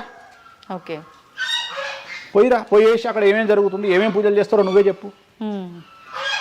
ఇప్పుడు కామాఖ్యలో కూడా అమ్మవారి గర్భగుడి లోపల దాకా ఈ పంచమకార వ్యవహారం కానివ్వండి, బలి సాంప్రదాయం, ఆ బలికి సంబంధించిన విధానం కానీ లోపలికి లేదు, అది కూడా ఏదున్నా మెయిన్ గుమ్మం బయటే అని అంటున్నారు. అది సో ఇది అంతా నీకు ఎప్పుడు రైట్స్ వస్తాయి అంటే చూసినప్పుడు మాట్లాడడానికి వస్తాయి.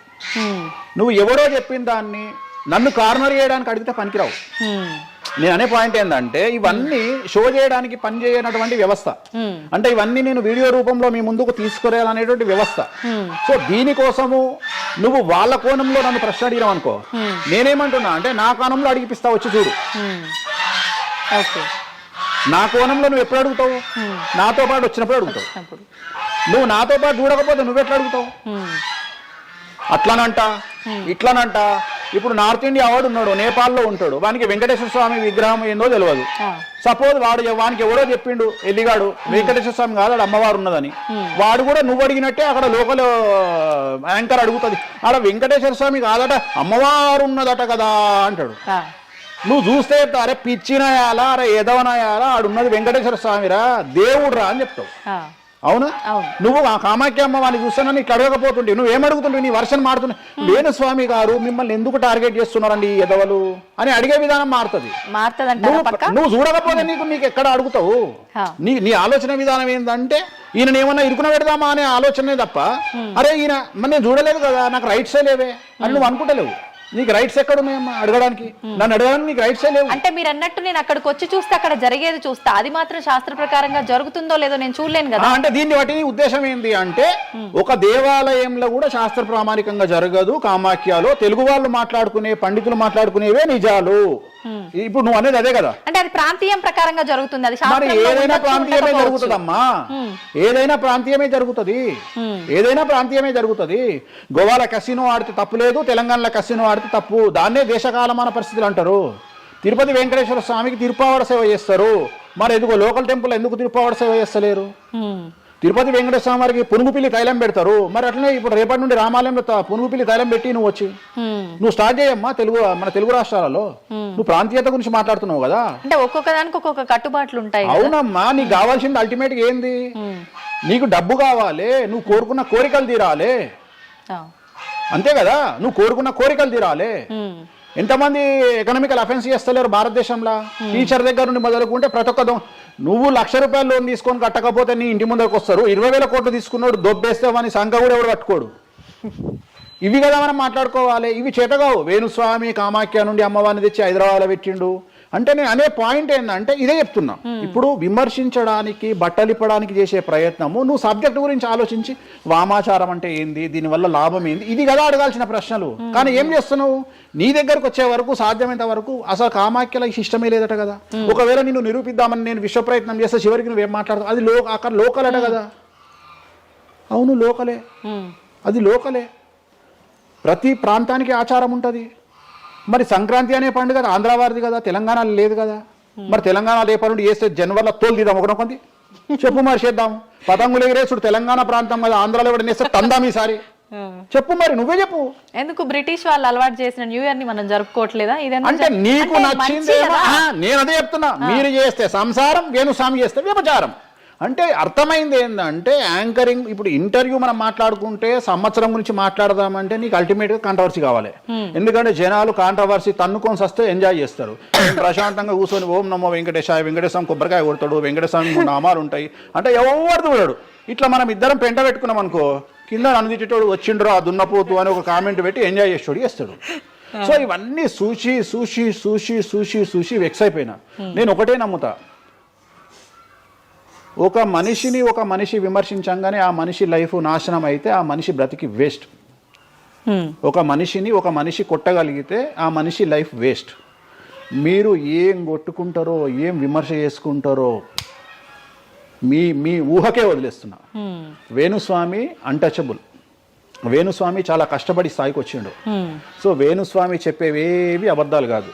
ఇంత పెద్ద స్టేట్మెంట్ ఇస్తున్నా. వేణుస్వామి తప్పు చేస్తే వేణుస్వామిని అమ్మవార్లు సర్వనాశనం చేస్తారు, 1000 ముక్కలు చేస్తారు. వేణుస్వామి సర్వనాశనం అయిపోతాడు. నా జోలికి ఎవడొచ్చినా వాని సంగతి అమ్మవారు చూసుకుంటుంది.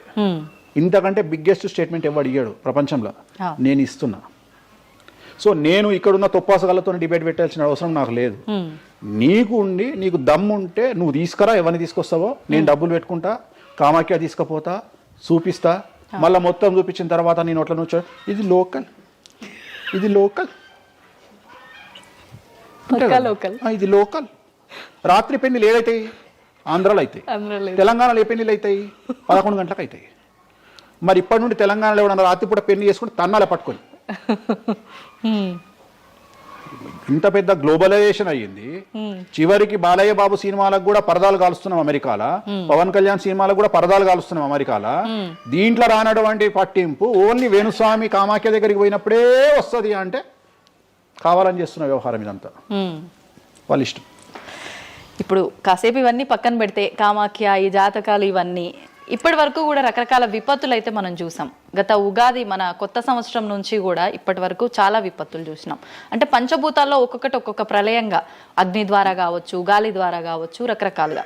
ఇప్పుడు ఈ గ్రహాల మార్పుల వల్ల ఏవో రాబోతున్నాయని, మొన్న రీసెంట్గా బ్రహ్మంగారి ఇల్లు కూలింది అని, అంటే ఎక్కడ ఏ మూలన ఏం జరిగినా కూడా దాన్ని ప్రతి ఒక్కదానికి లింక్ చేసి దానివల్ల ఏదో దుష్ప్రభావాలు రాబోతున్నాయి, దీనివల్ల ఇబ్బందులు పడబోతున్నారని చెప్పి చెప్తున్నారు. మరి ఈ 2026 మనమైతే ఉగాది నుంచి చూసుకుంటాం, కానీ ఆంగ్ల నూతన సంవత్సరం రాబోతోంది. దీని ద్వారా మనకు ఉగాది వరకు ఈ మధ్య కాలంలో ఎలా ఉండబోతోంది, గ్రహాలు రాశుల పరంగా చూసుకుంటే, పంచభూతాల పరంగా చూసుకుంటే, తర్వాత మనకి సంవత్సరం మారిన తర్వాత ఎలా ఉండబోతోంది. 20 నిమిషాలు ఆడుకుందామనే ప్రయత్నం చేసిన నీకు ఇప్పుడు చిన్న ఫినిషింగ్ టచ్ ఇస్తా. అసలు నువ్వు జనవరి 1కు ముందు నా దగ్గరికి ఇంటర్వ్యూకి ఎందుకు వచ్చినావు? ఎందుకు రావు? ఉగాది కదా నువ్వు రావాలి. ఉగాదిది సపరేట్, అప్పుడు కొత్త పంచాంగం దృష్ట్యా ఇది సపరేట్. క్వశ్చన్ లేదు. ఎందుకని? తప్పు. దీనికి ఆన్సర్ చెప్పినాకనే ముందరకు పోవాలి మనం. ఉగాది 2026 మార్చి 19 నాడు శ్రీ పరాభవన సంవత్సరం వస్తుంది. దానికి కదా మనం పంచాంగం తీసుకోవాలి. నేను ఎందుకు ముందుగా వచ్చానంటే నేను దానికి ఆన్సర్ చెప్తా. మీరు ఎట్లాగో బిజీ పూజల్లో, మళ్ళీ నాకు అవకాశం దొరుకుతుందో లేదో తెలియదు. కాదు కాంపిటీషన్ జీవితములో నిన్ను నువ్వు నిలబెట్టుకోవడానికి కొత్తదనాన్ని ఎంచుకొని నిన్ను నమ్ముకున్నటువంటి ఓనర్కు నీ పూర్తి కర్త కర్మ క్రియ నీ రిజల్ట్ను ఇవ్వడానికి నువ్వు చేస్తున్నటువంటి ఒక ప్రయత్నం, నిన్ను నువ్వు జనాల్లో కొత్తగా ప్రొజెక్ట్ చేసుకోవడానికి చేస్తున్నటువంటి ప్రయత్నం. అదే ప్రయత్నం వేణుస్వామి చేసిండు కామాఖ్య విషయం. అమ్మా ఇట్లొచ్చారా? అర్థమైందా? కాబట్టి జనాల్లో కొత్తదానంలో కొత్తగా వస్తే నువ్వు గదే యాంకరింగ్ నేర్చుకున్నావు, గాయన గదే అడ్వకేట్ చదువుకుండు, గా టీవీ ఛానల్ గదే చేసింది. మరి గా టీవీ ఛానల్ ఏమో ప్రైమ్ టైమ్ స్లాట్ 2 లక్షలు ఎట్లా పోతుంది? మనకి వాళ్ళ చిన్న ఛానల్ 2000 ఎందుకు పోతుంది అంటే వాళ్ళు కష్టపడడానికి, వాళ్ళు చేసిన స్టింగ్ ఆపరేషన్లు కావచ్చు, వాళ్ళు జీవితాన్ని నాశనం చేసిన విధానం కావచ్చు, వాళ్ళకి ఆ పేరు వచ్చింది. సో అట్లనే వేణుస్వామి కష్టపడి ఈ స్థాయికి రావడానికి వేణుస్వామికి అంటూ ఒక బ్రాండ్ ఉన్నది. సో రెండవది, ఇదే సంవత్సరం ఇదే ఛానల్లో 2025 శివ అనే ఒక యాంకర్ కు నేను ఇంటర్వ్యూ ఇచ్చిన. అందులో చాలా విషయాలు చెప్పిన. ఏమేం చెప్పిన? ఈ సంవత్సరము రైలు ప్రమాదాలు ఎక్కువ అని చెప్పిన, విమాన ప్రమాదాలు ఎక్కువ అని చెప్పిన. చెప్పంగా వెనకకించి వచ్చి వీనికి పని పాట లేదు, వీడు పొద్దుగాలు లేస్తే ఇటువే మాట్లాడతాడు అని తిట్టిరు నన్ను. మరి అయినప్పుడు ఒకడన్నా పెట్టడేంద్రా? పెట్టాలే కదా. ఎందుకు పెట్టారు అంటే చివరికి జ్యోతిష్యం చెప్పుకునే స్వేచ్ఛ కూడా మా బొందకు లేకుండా చేసారు. జ్యోతిష్యంలో అరే ఇప్పుడు నా సొంత కవిత్వం కాదు, ఎవరిని అడిగినా చెప్తారు. ఈ సంవత్సరం గురువు అధిపతి కమాండర్ కేతువు అన్ని క్లియర్గా ఉన్నాయి. కేతువు అంటే మోక్షకారకుడు, భక్తికారకుడు. ఈ సంవత్సరం 2026లో ఎక్కడైతే జనాలు గుమిగూడు ఉంటారో అక్కడ ప్రాబ్లమ్స్ వస్తాయి. అది రేపు జరగబోయేటువంటి పుష్కరాలు కావచ్చు, రేపు జరగబోయే సమ్మక్క సారక్క పండగ కావచ్చు, లేకపోతే దేవాలయాల్లో ముక్కోటి ఏకాదశి కావచ్చు, ఎక్కడైతే భక్తి భావం ఉంటుందో అక్కడ చాలా పెద్ద పెను ప్రమాదాలు సంచలనాలు జరుగుతాయని శాస్త్రం చెప్తుంది. శాస్త్రం చెప్పినప్పుడు ఆ శాస్త్రాన్ని వేణుస్వామి చెప్తున్నాడు. దీన్ని కూడా తప్పు తీసుకుపోయి వేణుస్వామి ఏలినాడు శని నడుస్తుంది మేషరాశికి, మేషరాశి బాగుండదు అని చెప్పాలి కానీ మేషరాశి సూపర్ స్టార్లు అవుతారని నేనెందుకు చెప్తా అంటే అక్కడ చూసిన వేణుస్వామి మన ఒక ఆమె నేను మీనరాశి బాగాలేదంటే మీనరాశికి బాగాలేదని చెప్తున్నా వేణుస్వామి ఎక్కడ ఎప్పుడు వేణుస్వామి అని ఇట్లా ఊతుంది, ఇట్లనే ఊతుంది ఆమె, ఇట్లనే అంటుంది వేణుస్వామి చెప్పిండు అని తిట్టింది.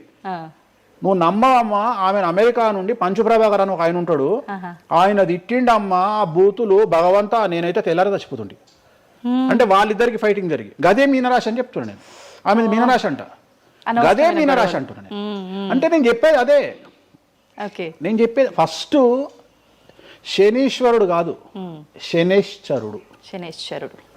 శనీశ్వరుడు అని ఎందుకు వచ్చింది అంటే ఒకరోజు శని శంకరుడు ఇద్దరు కలిసినప్పుడు శంకరుడు శనిని అడుగుతాడు, ఏందా నేను చూస్తే పెద్ద అందరు భయపడుతున్నారు, చాలా పెద్ద పెద్ద వాళ్ళు భయపడుతున్నారు, నువ్వు తోపు తురుమట కదా అంటాడు. అంటే నేను తోపు తురుమా కాదా, రేపు చెప్తా నీ సంగతి అంటాడు. ఎవరు? శని ఈశ్వరుని అంటాడు. అంటే ఏంది అంటే రేపు నీ టైం వచ్చింది, నీ సంగతి ఏందో చెప్తా అంటాడు. అంటే తెల్లవారి పొద్దున సూర్యోదయానికి శంకరుడు పోయి ఒక చెట్టు తొర్రలో దాచుకొని సాయంత్రం సూర్యాస్తమయం వరకు చెట్టు తొర్రలోనే ఉంటాడు. ఉండి బయటకు వస్తాడు. బయటకు వచ్చిన తర్వాత శని ఎదురుపడితే నన్నేమో చేస్తా అన్నావు కదా, ఏం చేసినావు అంటాడు.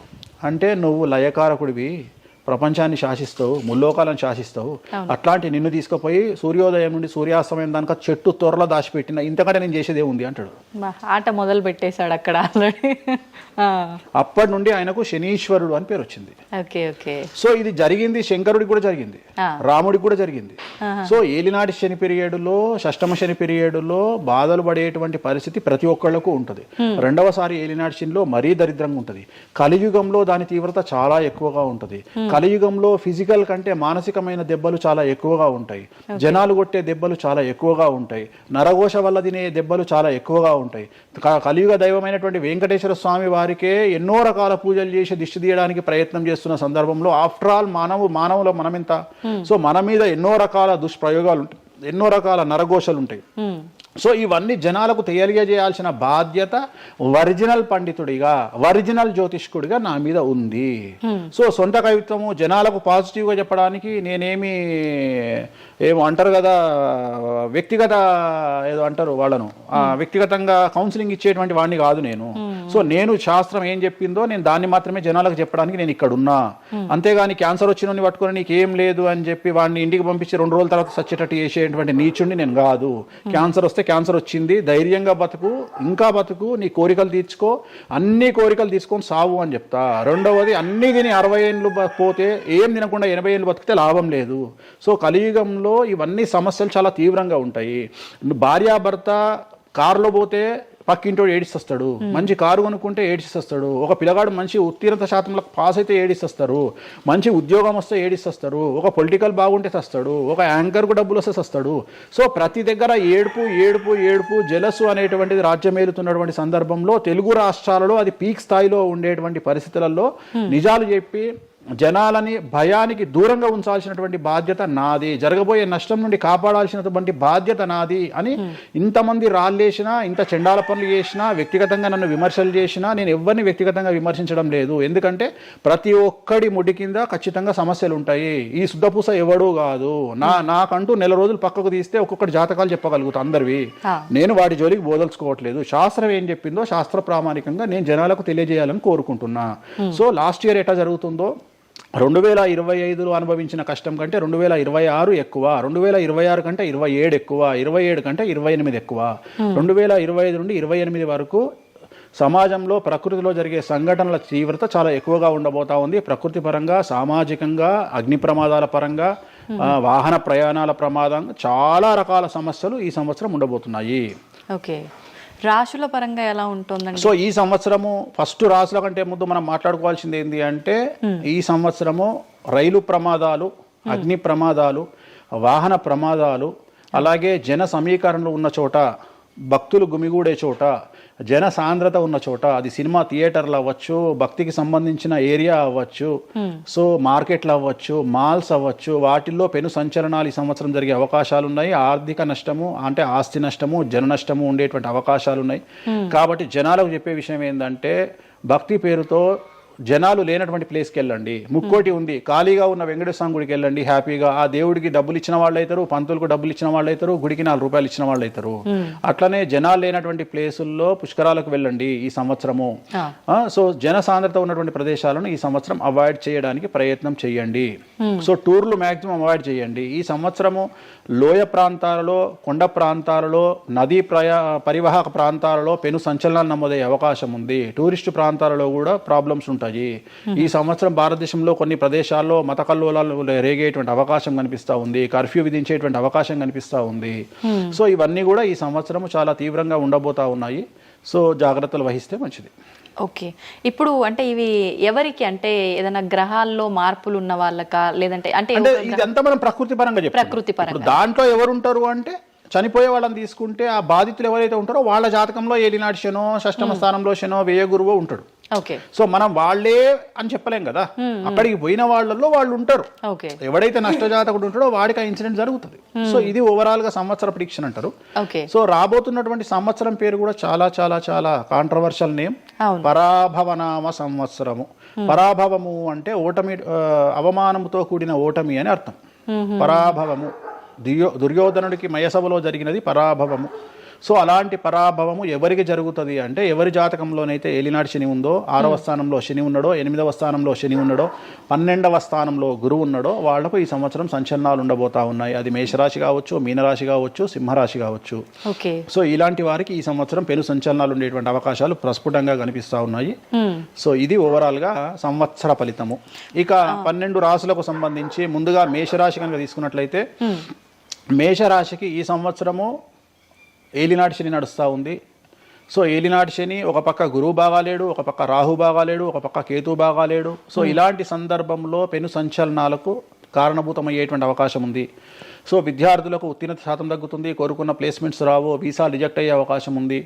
ఉద్యోగస్తులకు పై అధికారుల వల్ల సమస్యలు ఉంటాయి, ప్రమోషన్లు ఆగిపోతాయి. సో బదిలీలు చాలా దూరంగా బదిలీలు అయ్యే అవకాశం కనిపిస్తూ ఉంది. రాజకీయ నాయకులకు ఫెయిల్యూర్స్ కనిపిస్తూ ఉన్నాయి, ఉన్న పదవులు కోల్పోయే అవకాశం కనిపిస్తుంది, ఎన్నికలలో ఓటమి కనిపిస్తూ ఉంది. రైతులకు మొదటి పంట కంటే రెండవ పంట బాగుండే అవకాశం ఉంది. కళాకారులకు, క్రీడాకారులకు అవకాశాలు తగ్గిపోయి ఆదాయం తగ్గిపోయే అవకాశం ఉంది. స్త్రీలకు సంబంధించి భర్తల మధ్యన గొడవలు అయ్యే అవకాశం ఉంది. అలాగే వ్యాపారస్తులకు, బ్యూరోక్రాట్లకు ఈ సంవత్సరం ఏసీబీ, సిబిఐ, సిఐడి లాంటి కేసులు లేదా ఈడీ కేసులు కనిపిస్తూ ఉన్నాయి. ఈ సంవత్సరం ఓవరాల్గా మేషరాశి వాళ్ళని తీసుకుంటే న్యాయపరమైన ఇబ్బందులు, ఆర్థికపరమైన ఇబ్బందులు, ఆరోగ్యపరమైన ఇబ్బందులు, తండ్రికి సంబంధించిన అపమృత్యు గండము, అలాగే న్యాయపరమైన చిక్కులు, వాహన ప్రమాదాలు, భార్యాభర్తల మధ్యన గొడవలు, ఇవన్నీ మేషరాశి వారికి కనిపిస్తూ ఉన్నాయి. మరి ఏం చేసుకోవాలా అంటే తిరునల్లా శనీశ్వర ఆలయంలో ప్రత్యేకమైన శని పూజ నిర్వహించుకోవడంతో పాటు నలుపు రంగు దుస్తులకు దూరంగా ఉండడము, నలుపు చెప్పులు, నలుపు వాహనాలకు దూరంగా ఉండడము, లెదర్ వస్తువులకు దూరంగా ఉండడము, నలుపు లెదర్ వస్తువులకు దూరంగా ఉండడం వల్ల సమస్యల నుండి గట్టెక్కుతారు. ఏడాదంతా వీటికి దూరంగా ఉండాలి. మరి తర్వాత నెక్స్ట్ వృషభ రాశి. సో వృషభ రాశి వారికి ఈ సంవత్సరం 100కు ఇంచుమించుగా 75% అనుకూలంగా ఉంది. రాహువు, కేతువు, గురువు, శని అనుకూలత కనిపిస్తూ ఉంది. చాలా బాగుండబోతా ఉంది. ఈ సంవత్సరం మే నుండి విపరీతమైన రాజయోగం పట్టబోతా ఉంది. చాలా అనుకూలంగా ఉంది. విద్యార్థులకు ఉత్తీర్ణత శాతం ఉంటుంది. స్త్రీలకు అనుకూలమైన ఫలితాలు ఉంటాయి. స్త్రీలకు మీ ఇంట్లో కమాండింగ్ అంతా మీదే ఉంటుంది. రాజకీయ నాయకులకు ఎన్నికలలో విజయాలు సాధిస్తారు. డబ్బులు ఎక్కువ ఖర్చైనా విజయాలు సాధిస్తారు. అలాగే రైతులకు 2 పంటల దిగుబడి, రాబడి బాగుంటుంది. విద్యార్థులకు కోరుకున్న ప్రదేశాల్లో సీట్లు వస్తాయి. ఉత్తీర్ణత శాతం పెరుగుతుంది. అవివాహితులకు వివాహ యోగ సూచనలు కనిపిస్తున్నాయి. సంతానం లేని వారికి సంతాన యోగం కనిపిస్తూ ఉంది. వ్యాపారస్తులకు, అన్ని రంగాల వ్యాపారస్తులకు అనుకూలమైన ఫలితాలు ఉండబోతా ఉన్నాయి. క్రీడాకారులకు, కళాకారులకు అవకాశాలు, ఆదాయము పెరుగుతాయి. ఓవరాల్గా ఈ సంవత్సరం పూర్తి స్థాయిలో మీకు ఎటువంటి సమస్యలు కనిపించడం లేదు. చాలా బాగుంది కాబట్టి మీకు ఎటువంటి రెమెడీస్ అవసరం లేదు. వీలైతే సోమవారం నాడు శివాలయంలో రుద్రాభిషేకాన్ని నిర్వహించుకోండి. సో నెక్స్ట్ మిథున రాశి. ఈ సంవత్సరం ఏదైనా రాశి 100కు 110% అనుకూలంగా ఉంది అంటే మిథున రాశి. సో గురువు, రాహువు, కేతువు అన్ని గ్రహాలు అనుకూలంగా ఉన్నాయి. పట్టిందల్లా బంగారంగా ఉంటుంది. గురువు అతిచారం వల్ల మీ జాతకం చాలా బాగుండబోతా ఉంది. గత 10 సంవత్సరాల నుండి మీరు పడుతున్నటువంటి కష్టాలన్నీ తొలగిపోయే అవకాశాలు కనిపిస్తూ ఉన్నాయి. సో కొత్త స్పీడ్తో ముందుకు వెళ్ళండి. కొత్త ఆలోచనలు చేయండి. ఎంత గొప్పగా జీవితంలో ముందుకెళ్లాలో ప్లాన్ చేయండి. చాలా గొప్పగా ఆలోచించండి. చిన్నగా ఆలోచన చేయకండి. గురువు విపరీత రాజయోగాన్ని ఇవ్వబోతా ఉన్నాడు. దైవబలం మీకు అనుకూలంగా ఉంది. గురుబలం మీకు అనుకూలంగా ఉంది. శనిబలం మీకు అనుకూలంగా ఉంది. కాబట్టి కొత్త వ్యాపారాలు ప్రారంభించండి. విపరీతమైనటువంటి చాలా గొప్పగా కలలు కనండి. ఆ కళలను సాకారం చేసుకునే దిశగా ప్రయాణం చేయండి. విద్యార్థులకు అనుకూలంగా ఉంది. ఉద్యోగస్తులకు అనుకూలంగా ఉంది. వ్యాపారస్తులకు అనుకూలంగా ఉంది. రైతులకు 2 పంటలు అనుకూలంగా ఉంది.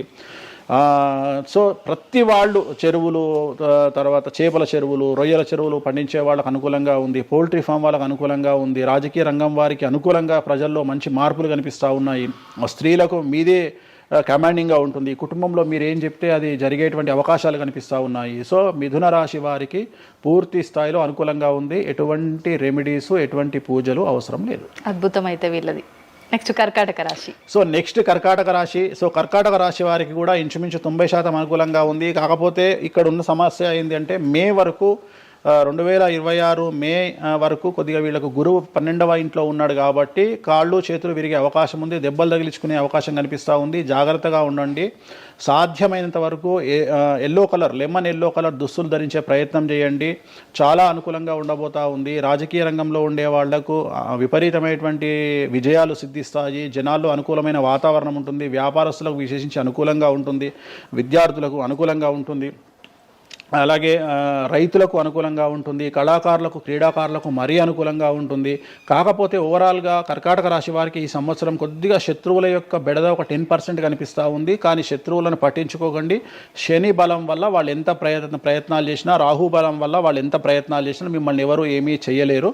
సో మీరు చేయాల్సింది ప్రతి గురువారం నాడు లెమన్ ఎల్లో దుస్తులు ధరించే ప్రయత్నం చేయండి. అలాగే శ్రీకాళహస్తిలో గురు దక్షిణామూర్తి వద్ద గురువారం నాడు గురుహోరలో గురువుకు అంటే దక్షిణామూర్తికి అష్టోత్తర పూజ చేయించుకోండి. అలాగే పసుపు రంగు పువ్వు ఏదైనా ఉంటే అక్కడ నుండి తెచ్చుకొని ఇంట్లో పెట్టుకోండి. మీకు అనుకూలమైన ఫలితాలు ఉంటాయి. అంటే శని వీళ్ళకి ఫేవర్గా ఉన్నాడా అంటే? శని వీళ్ళకి చాలా ఫేవర్గా ఉన్నాడు, రాహు ఫేవర్గా ఉన్నాడు, కేతు ఫేవర్గా ఉన్నాడు, మే నుండి గురువు కూడా ఫేవర్గా ఉంటాడు. అది ఉన్న చిన్న చిన్న ఇబ్బందులకు కూడా ఏమైనా దానాలు అలాంటివి అదే మనం చెప్పినాం. ఎందుకు గురువు లెమన్ ఎల్లో కలర్ గురువుకు దక్షిణామూర్తి సరిపోతుంది, ఇంకా అవసరం లేదు, ఇంకా దానాలు అవసరం లేదు. మరి తదుపరి రాశి సో నెక్స్ట్ సింహరాశి. సింహరాశికి ఈ సంవత్సరం అష్టమ శని నడుస్తూ ఉంది. గురువు వ్యతిరేకమైన ఫలితాలు, రాహు కేతువు చాలా నెగిటివ్గా ఉన్నారు. సో ఇంచుమించుగా 4 గ్రహాలు వ్యతిరేకమైన దిశలో ఉన్నాయి. అష్టమ శని అంటే తల్లికి ఆరోగ్యపరమైన ఇబ్బందులు ఉంటాయి, మానసికమైన ఇబ్బందులు ఉంటాయి, శారీరకమైనటువంటి అనారోగ్య సమస్యలు ఉంటాయి, అలాగే ఆర్థికపరమైన ఇబ్బందులు, న్యాయపరమైన చికాకులు ఉంటాయి. జాగ్రత్తగా ఉండండి. నలుపు రంగు దుస్తులకు దూరంగా ఉండండి. విద్యార్థులకు సమస్యలు, ఉద్యోగస్తులకు సమస్యలు, వ్యాపారస్తులకు సమస్యలు, ఈడీ కేసులు, పోలీస్ కేసులు, బ్యూరోక్రాట్స్కు సిబిఐ కేసులు, రైతులకు పంటల దిగుబడిలో నష్టము, కళాకారులకు క్రీడాకారులకు వాళ్ళ అవకాశాలను ఇతరులు దక్కించుకునేటువంటి అవకాశం కనిపిస్తూ ఉంది. స్త్రీలకు భార్యాభర్తల మధ్యన గొడవలు. సో ఓవరాల్గా సింహరాశి వారికి ఏ రంగంలో వారైనా సమస్యలు కనిపిస్తూ ఉన్నాయి. అష్టమ శని ప్రభావం కనిపిస్తూ ఉంది. కాబట్టి నలుపు రంగు దుస్తులకు దూరంగా ఉండండి. తిరునల్లార్ శనీశ్వర ఆలయంలో ప్రత్యేకమైన శని పూజను నిర్వహించుకోవడం ద్వారా సమస్యల నుండి గట్టెక్కుతారు. ఓకే. సో నెక్స్ట్ కన్యారాశి. ఈ సంవత్సరం కన్యారాశి వారికి ఇంచుమించు 75% అనుకూలంగా ఉండబోతా ఉంది. శని అలాగే కుజుడు, రాహువు, కేతువు, గురువు అనుకూలతల వల్ల చాలా అనుకూలంగా ఉండబోతా ఉంది. ఒకే ఒక్క సమస్య ఈ సంవత్సరం ఉండేది, భార్యాభర్తల మధ్యన ఈగోలు కానీ క్లాషెస్ కానీ వచ్చే అవకాశం ఉంది. సో కాంప్రమైజ్ అవ్వడానికి ప్రయత్నించండి. భార్య దగ్గర భర్త, భర్త దగ్గర భార్య కాంప్రమైజ్ అవ్వండి. ఈగోలకు పోవద్దు, జెలస్లకు పోవద్దు. ఆర్థికపరమైన అంశాల్లో జాగ్రత్తగా ఉండండి. విద్యార్థులకు అనుకూలత కనిపిస్తూ ఉంది. రాజకీయ నాయకులకు అనుకూలత కనిపిస్తూ ఉంది. వ్యాపారస్తులకు, కళాకారులకు, క్రీడాకారులకు విశేషమైన యోగం లభించబోతూ ఉంది. న్యాయస్థానాల్లో పనిచేసే వాళ్లకు, న్యాయ సంబంధమైన వృత్తిలో ఉండే వాళ్లకు అనుకూలమైన ఫలితాలు ఉండబోతా ఉన్నాయి. స్త్రీలకు విశేషించి అనుకూలంగా ఉండబోతా ఉంది. సో ఈ సంవత్సరం కన్యారాశి వారికి పూర్తిగా అనుకూలమైనటువంటి ఫలితాలు కనిపిస్తూ ఉన్నాయి. వీరు చేయాల్సినటువంటి రెమెడీ సోమవారం నాడు రుద్రాభిషేకాన్ని శివాలయంలో నిర్వహించండి. సమస్యల నుండి గట్టెక్కుతారు. సో నెక్స్ట్ తులారాశి. తులారాశి వారికి షష్టమ స్థానంలో శని కనిపిస్తూ ఉన్నాడు. కాకపోతే గురువు విపరీత రాజయోగాన్ని ఇవ్వబోతా ఉన్నాడు. వీళ్ళకి గురు బలము మరియు దైవ బలం అనుకూలంగా ఉండడం వల్ల మీ జీవితాన్ని కొత్తగా ప్రొజెక్ట్ చేసుకునేటువంటి అవకాశం మీకు దేవుడు కల్పిస్తూ ఉన్నాడు. ముందుకు వెళ్ళే ప్రయత్నం చేయండి. చాలా కొత్తగా మిమ్మల్ని మీరు ఆవిష్కరించుకునే ప్రయత్నం చేయండి. మిమ్మల్ని మీరు కొత్తగా సమాజానికి చూపించుకోండి. దానివల్ల మీ ఆలోచనలు మార్చుకోండి. చాలా గొప్పగా థింక్ చేయండి. గొప్పగా కలలు కనండి. వాటిని సాకారం చేసుకోండి. గురువు అనుకూలంగా ఉన్నాడు. కాకపోతే కుటుంబంలో పెను సంచలనం జరిగే అవకాశం కనిపిస్తూ ఉంది. 6వ స్థానము భాగ్యానికి మరియు శత్రుత్వానికి కారకుడు కాబట్టి శని వల్ల సంచలనం జరిగే అవకాశం ఉంది. విద్యార్థులు, ఉద్యోగస్తులు, వ్యాపారస్తులు, కళాకారులు, క్రీడాకారులు, రైతులు, అలాగే రాజకీయ నాయకులు ఎవరైనా సరే వాళ్ళ జీవితంలో ఏదో ఒక పెను సంచలనం జరిగే అవకాశం కనిపిస్తూ ఉంది. నలుపు రంగు దుస్తులకు దూరంగా ఉండండి. తిరునల్లార్ శనీశ్వర ఆలయంలో ప్రత్యేకమైన శని పూజ నిర్వహించడం ద్వారా సమస్యల నుండి బయటపడతారు. నెక్స్ట్ వృశ్చిక రాశి. వృశ్చిక రాశి వారికి అర్ధాష్టమ శని వెళ్ళిపోయింది. శని గురువులు అనుకూలంగా ఉన్నారు. రాహు కేతువులు అనుకూలంగా ఉన్నారు. కళాకారులు, క్రీడాకారులు, ఉద్యోగస్తులు, విద్యార్థులు, వ్యాపారస్తులు, రైతులు, రాజకీయ నాయకులు, స్త్రీలు, అన్ని రంగాల వారికి పూర్తిగా 100కి 100% అనుకూలంగా ఉన్నటువంటి రాశి వృశ్చిక రాశి. పూర్తి స్థాయిలో విశాఖ 4, అనురాధ 1, 2, 3, 4, జ్యేష్ఠ 1, 2, 3, 4, 9 పాదాల వారికి విశేషించి రాజయోగంగా భావించాల్సి ఉంటుంది. మే వరకు విపరీత రాజయోగం కనిపిస్తూ ఉంది. మే తదుపరి కూడా అనుకూలమైన ఫలితాలను పొందుతారు. కాబట్టి వీరికి ఎటువంటి రెమెడీసు, ఎటువంటి పూజలు అవసరం లేదు. చాలా గొప్పగా కలలు కనండి. మీకున్నటువంటి కళలను సాకారం చేసుకోండి. మీకు ఎటువంటి రెమెడీస్ కూడా అవసరం లేదు. నెక్స్ట్ ధనుస్సు రాశి. ధనుస్సు రాశి వారికి అర్ధాష్టమ శని నడుస్తూ ఉంది. అర్ధాష్టమ శని అనేటువంటిది డబ్బులను అధికంగా ఇచ్చి ఆ డబ్బుల ద్వారా సమస్యలు తెచ్చేటువంటి ఒక పరిస్థితి. అంటే డబ్బులు లేకపోతేనే సమస్యలు అంటారా, డబ్బులు ఉంటే కూడా సమస్యలు. డబ్బులు ఉన్నప్పుడు వాటిని మనం ఖర్చు చేసే విధానంలో సమస్యలు, వాటిని మనం ఎలా సమాజంలో ఖర్చు పెట్టబోతున్నామనే సమస్యలు ఏర్పడేటువంటి అవకాశం ఉంది. కాబట్టి మీరు ఇన్వెస్ట్మెంట్ చేయడంలో కానీ, అప్పులు ఇవ్వడంలో కానీ, ఎవరికైనా అప్పులు ఇవ్వడంలో కానీ, చిట్టీలు వేయడంలో కానీ, సహాయం చేయబోయేటప్పుడు కానీ జాగ్రత్తలు తీసుకోండి. ఎటువంటి పరిస్థితుల్లోనూ డబ్బులు ఎవరికి ఇవ్వవద్దు. సో ధనుస్సు రాశి వారికి డబ్బు పరంగా సమస్యలు ఏర్పడే అవకాశం ఉంది. రాక డబ్బులు వచ్చినాయి కాబట్టి తీసుకెళ్ళి వేరే వాళ్ళకి ఇచ్చి మోసపోయే అవకాశాలు కనిపిస్తూ ఉన్నాయి. ఈ ఒక్క విషయంలో ధనుస్సు రాశి వాళ్ళు జాగ్రత్తలు తీసుకుంటే విద్యార్థులకు, ఉద్యోగస్తులకు, కళాకారులకు, క్రీడాకారులకు, రాజకీయ నాయకులకు, స్త్రీలకు, వ్యాపారస్తులకు, రైతులకు, అన్ని రంగాల వారికి ఈ సంవత్సరం అనుకూలంగా ఉంటుంది. ఓన్లీ మీరు చేయాల్సిన రెమెడీ నలుపు రంగు దుస్తులకు దూరంగా ఉండండి. తిరునల్లార్ శనీశ్వర ఆలయంలో ప్రత్యేకమైన శని పూజ నిర్వహించడం ద్వారా సమస్యల నుండి గట్టెక్కుతారు. నెక్స్ట్ మకర రాశి వారికి ఈ సంవత్సరం చాలా అనుకూలంగా ఉంది. ఈ సంవత్సరం అండర్లైన్ చేయాల్సిన విషయం ఏమిటంటే మకర రాశి వారికి భార్యాభర్తల మధ్యన గ్యాప్ ఏర్పడేటువంటి అవకాశం ఉంది. గొడవలు వచ్చే అవకాశం ఉంది. ఈగోస్ వల్ల కానీ వేటి వల్ల అయినా సమస్యలు వచ్చే అవకాశం ఉంది. అది కాకుండా విద్యార్థులకు అనుకూలతలు ఉంటాయి, ఉద్యోగస్తులకు అనుకూలతలు ఉంటాయి, రైతులకు 2 పంటల దిగుబడి రాబడి ఉంటుంది. అలాగే రాజకీయ నాయకులకు సమాజంలో మంచి పేరు ప్రఖ్యాతులతో పాటు పదవులు సిద్ధిస్తాయి.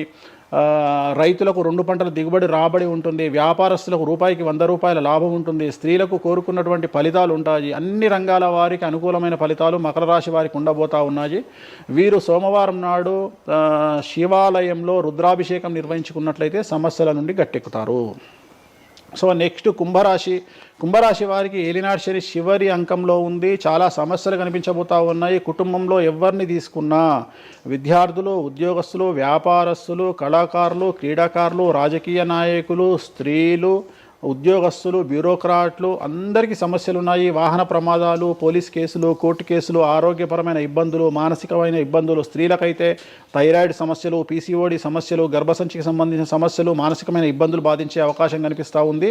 జాగ్రత్తగా ఉండండి. నలుపు రంగు దుస్తులకు దూరంగా ఉండండి. శనివార నియమాన్ని పాటించండి. సప్త శనివార వ్రతాన్ని పాటించండి. సప్త శనివార వ్రతం అంటే శనివారం నాడు శ్రీ వెంకటేశ్వర స్వామి వారికి సంబంధించినటువంటి వ్రతము. ఇది పుస్తకం మీకు మార్కెట్లో దొరుకుతుంది. తీసుకొచ్చుకొని 7 వారాల పాటు 7 శనివారాల పాటు చేయండి. సమస్యల నుండి గట్టెక్కుతారు. ఇక చివరిది లాస్ట్ది అనేటువంటిది మీనరాశి వారికి ఈ సంవత్సరం జన్మశని నడుస్తూ ఉంది. జన్మశని చాలా డేంజరస్గా ఉండబోతూ ఉంది.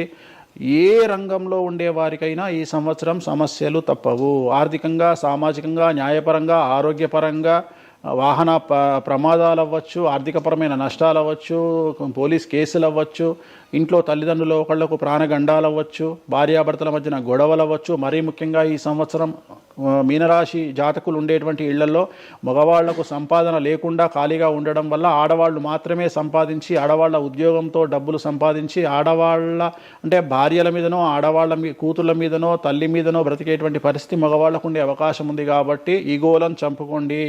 సో ఆడవారి మీద బ్రతకడానికి సిద్ధపడండి, కష్టపడండి, మానసికంగా సంసిద్ధులుగా ఉండండి. అంటే అలాంటి ఒక కండిషన్ ఈ సంవత్సరం ఉండబోతా ఉంది. ఒక్క సంవత్సరాన్ని కనుక మీరు దాటగలిగితే మీ జీవితంలో మంచి పొజిషన్లకు వెళ్తారు. సో నలుపు రంగు దుస్తులకు దూరంగా ఉండండి. రాత్రిపూట ప్రయాణాలు చేయకండి. వాహన ప్రమాదాలు జరిగే అవకాశం కనిపిస్తూ ఉంది. జన సమూహం ఉన్నటువంటి ప్రాంతాలకు వెళ్ళకండి. సో జాగ్రత్తలు తీసుకోండి. నలుపు రంగు దుస్తులకు దూరంగా ఉండండి. తిరునల్లార్ శనీశ్వర ఆలయంలో ప్రత్యేకమైన శని పూజ నిర్వహించడం ద్వారా సమస్యల నుండి బయటపడతారు. ఇప్పుడు ఈ రాశి ఫలాల్ని ఈ మధ్యకాలంలో చాలా మంది ఫాలో అవుతున్నారండి. ఇది అక్షరం అంటే పేరులో మొదటి అక్షరాన్ని బట్టి ఫాలో అవ్వాలా, లేదంటే డేట్ ఆఫ్ బర్త్ బట్టి వచ్చే రాశిని ఫాలో అవ్వాలా? ఇది పేరులో దాని సంబంధం లేదు. డేట్ ఆఫ్ బర్త్ ప్రకారం చూసుకోవాలి. రెండోది ఇది గోచారం, గ్రహచారం వేరు, గోచారం వేరు. ఇది జస్ట్ గోచారం ప్రకారం ఎలాగైతే మనము సౌరమానం ప్రకారము మనం చూసుకుంటామో అలా ఇది ఓన్లీ చాంద్రమానం ప్రకారము మీ నక్షత్రం ప్రకారం చూసుకోవాల్సిందే. మళ్ళీ వ్యక్తిగతమైన జాతకం వేరు. అంటే ఒక 3-4 రాశులు మినహాయించి అన్ని రాశుల వారికి కొంచెం ఇబ్బందికర పరిస్థితులే ఉన్నాయి. దానికి మీరు చెప్పిన రెమెడీస్ చేసుకుంటే సరిపోతుంది. ధన్యవాదాలండి, చాలా చక్కగా వివరించారు. ఓం నమో వెంకటేశాయ.